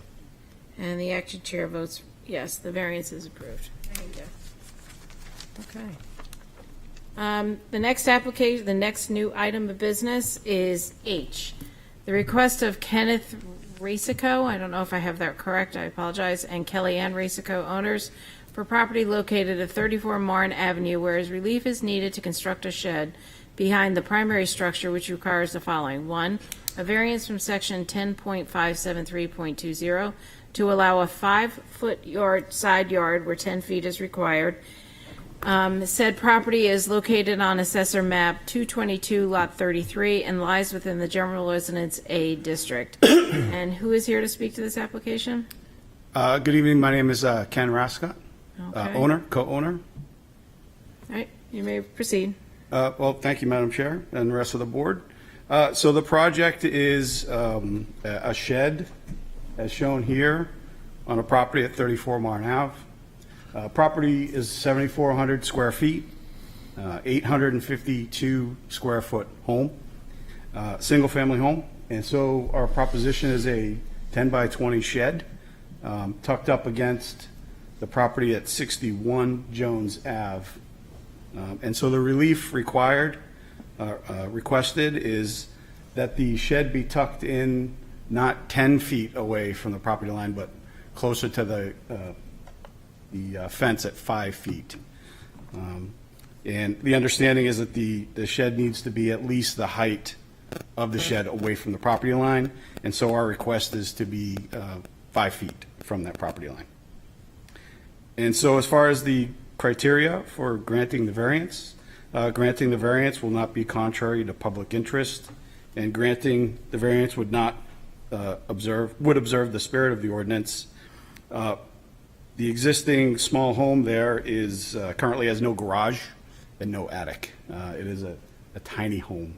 And so storage is at a premium and non-existent. And so what can be seen in the picture here partly is some of the storage of garden equipment and shed tools and whatnot. And so our request is to bring all of that inside. Also that the proposal does not impact any traffic flow or parking. Obviously, it's a shed in the back of a yard.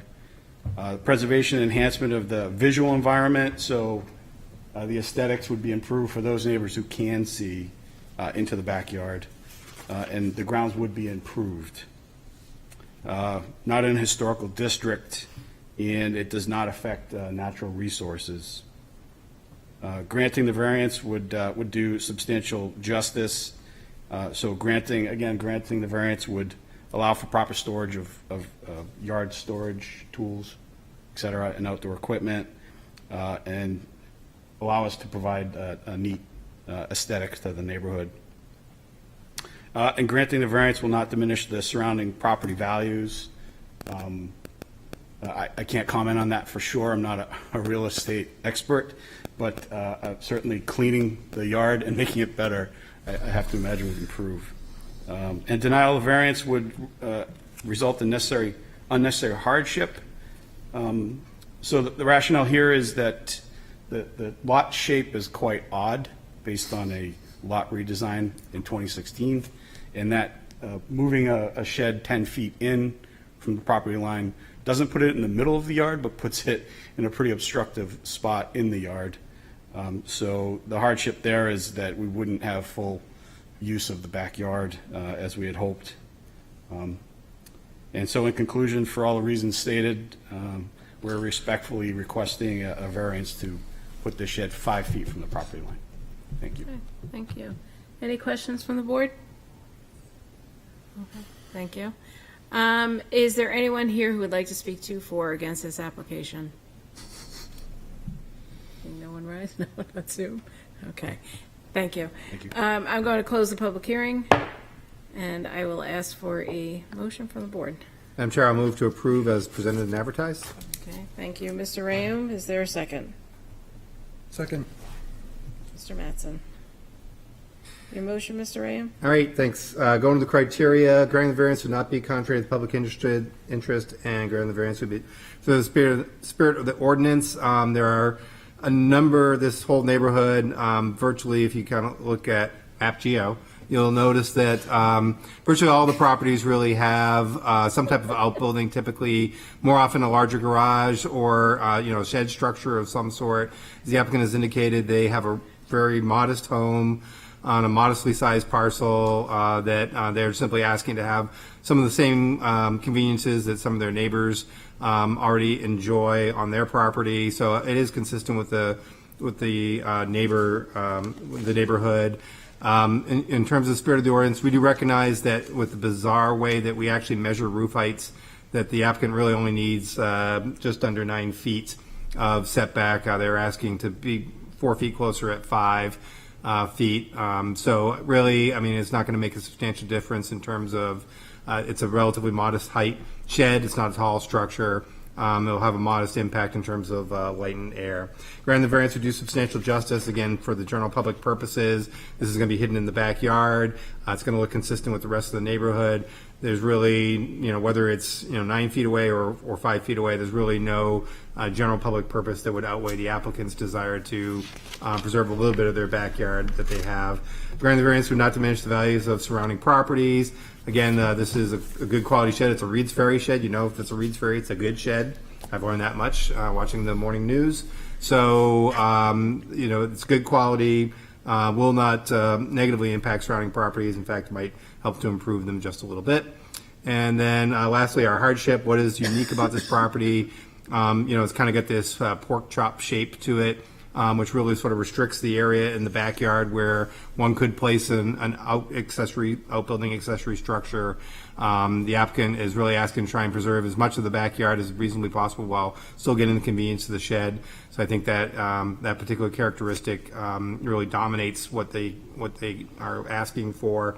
And it's a reasonable use. It's a relatively small accessory structure consistent with the neighborhood and what is allowed for the ordinance. So with that, I recommend approval. Okay, Mr. Mattson, do you have anything for your second? Nope. Okay, any discussion on the motion? All right. I'll do a roll call vote. The motion is to approve as presented and advertised. Mr. Mattson? Yes. Mr. Rossi? Yes. Mr. Rayum? Yes. Ms. Record? Yes. Mr. Neese? Yes. Mr. Mannel? Yes. And the acting chair votes yes. The variance application is approved. Thank you. Okay, our final application of the night is under new business, item I, the request of Lindsay Florin and Brian Collier, owners, for property located at 493 Dennett Street, whereas relief is needed to construct an 8-foot fence which requires the following. 1, a variance from section 10.515.13 to allow an 8-foot fence where 6 feet is the maximum. Said property is located on Assessor Map 161, Lot 45, and lies within the General Residence A District. And who is here to speak to this application? Good evening. I'm Lindsay Collier, one of the owners of 493 Dennett Street. Okay, thank you. Thank you for hanging in there. Of course, of course. I will keep this brief in order to value everyone's time. We're seeking a variance for an 8-foot fence to replace an existing 6-foot fence. As you can see on the map Geo there, we have a very old fence separating both properties.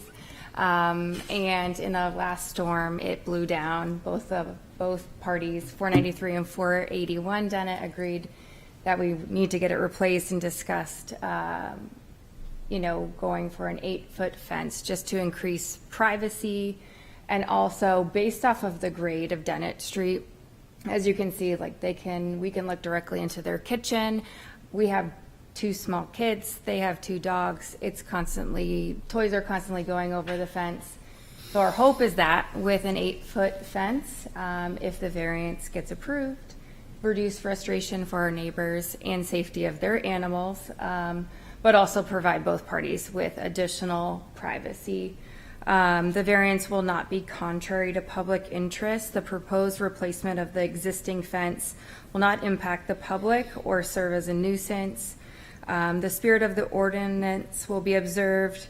Proposed replacements of the 6-foot fence would provide 481 Dennett additional privacy, as well as the owners of 493 Dennett Street. Substantial justice will be done. Both parties will benefit from the replacement of the current fence. Not only is it kind of an eyesore, but as I mentioned before, the privacy and safety of their animals at 481 and frustration will be eliminated. And the values of surrounding properties will not be diminished. In fact, we believe that it will, the value and curb appeal will be improved, because the current state, the fences don't connect both houses. So from the street, it will look better. Literal enforcement of the provisions of the ordinance would result in unnecessary hardship. Should the variance not be approved, we would both, continue to deal with the frustrations of things going over the fence and a little bit lack of privacy due to the grade of the road. That's all. Okay. Are there any questions from the board? Okay. I actually have a question. Sure. So it's on page 151 of our packet. You say only the yellow part of the fence is being replaced? Right. So that's in the backyard, that's all? Backyard, it's going to be 5 panels of 8x8 vinyl fencing, and that will match the fence that we have on the other side of our yard, which I also provided a photo of. Okay. And that's, the fence doesn't extend around the property? So this is the other side of our property, and this, as you can see in the back side of our property, we have the retaining wall. So what we're replacing is those 6 panels separating 481 and 493. Okay, all right. Okay. So essentially is not visible to anyone but us in our backyards. Okay. Any other questions from the board? Okay. Is there anyone here to speak to for or against the application? Is there anyone on Zoom? So seeing none, I will close the public hearing. Thank you. I'm going to rally and make a motion. All right, Mr. Rossi. Wow. Thanks for hanging in. Mr. Rossi, your motion? I move to grant the variance request as presented and advertised. Granting the request would not be contrary. Second. We need a second. Oh, yeah. Second. Thank you. He already said he Well, was. actually, Jody, let's give Jody the second, right? Jody gets the second. All right. He already said he was tired. Okay, 10.233.21 and .22 taken together. Granting the variance would not be contrary to the public interest, and it would observe the spirit of the ordinance. The general intention of the fence ordinance and height restrictions is to prevent presenting a closed-off appearance from the street view into various properties. Since this is a fence that runs in between two properties and is not visible from the street, it is not conflicting with the spirit of the ordinance and would not be contrary to the public interest because it's not even visible from the street, really. Granting the variance would do substantial justice. Since there is no real impact on the public, there's no loss to the public as a result of approving this variance. And the loss to the applicant would be the loss of the opportunity to maintain privacy and separation between their property and the adjacent property. Granting the variance would not diminishing the values of the surrounding properties. I would normally have a concern about this with an 8-foot fence separating two properties, except that the neighbor is in on it as well. So in that case, I do not see diminution of the property value of the neighbor, because if there was one, I'm sure the neighbor would have let us know about that. Literal enforcement of the provisions of the ordinance would result in an unnecessary hardship. The property having special conditions that distinguish it from other properties in the area. Due to the sloping nature of the backyards, a higher than 6-foot fence is required in order to maintain the desired level of privacy and containment of animals between yards. So that is my motion. Is there anything to the second? No. Record. Okay. So the motion is to approve the variance as presented and advertised, and I will start on this side. Ms. Record? Yes. Mr. Nees? Yes. Mr. Mannel? Yes. Mr. Mattson? Yes. Mr. Rossi? Yes. Mr. Rayum? Yes. And the acting chair votes yes. Your variance is approved. Thank you very much. Okay, so the last order of business is to adjourn. Perhaps you would like to make that motion. I would love Mr. to make Rossi. that motion. I move that we adjourn. Second. All in favor? Aye. Okay. Good night. We are adjourned.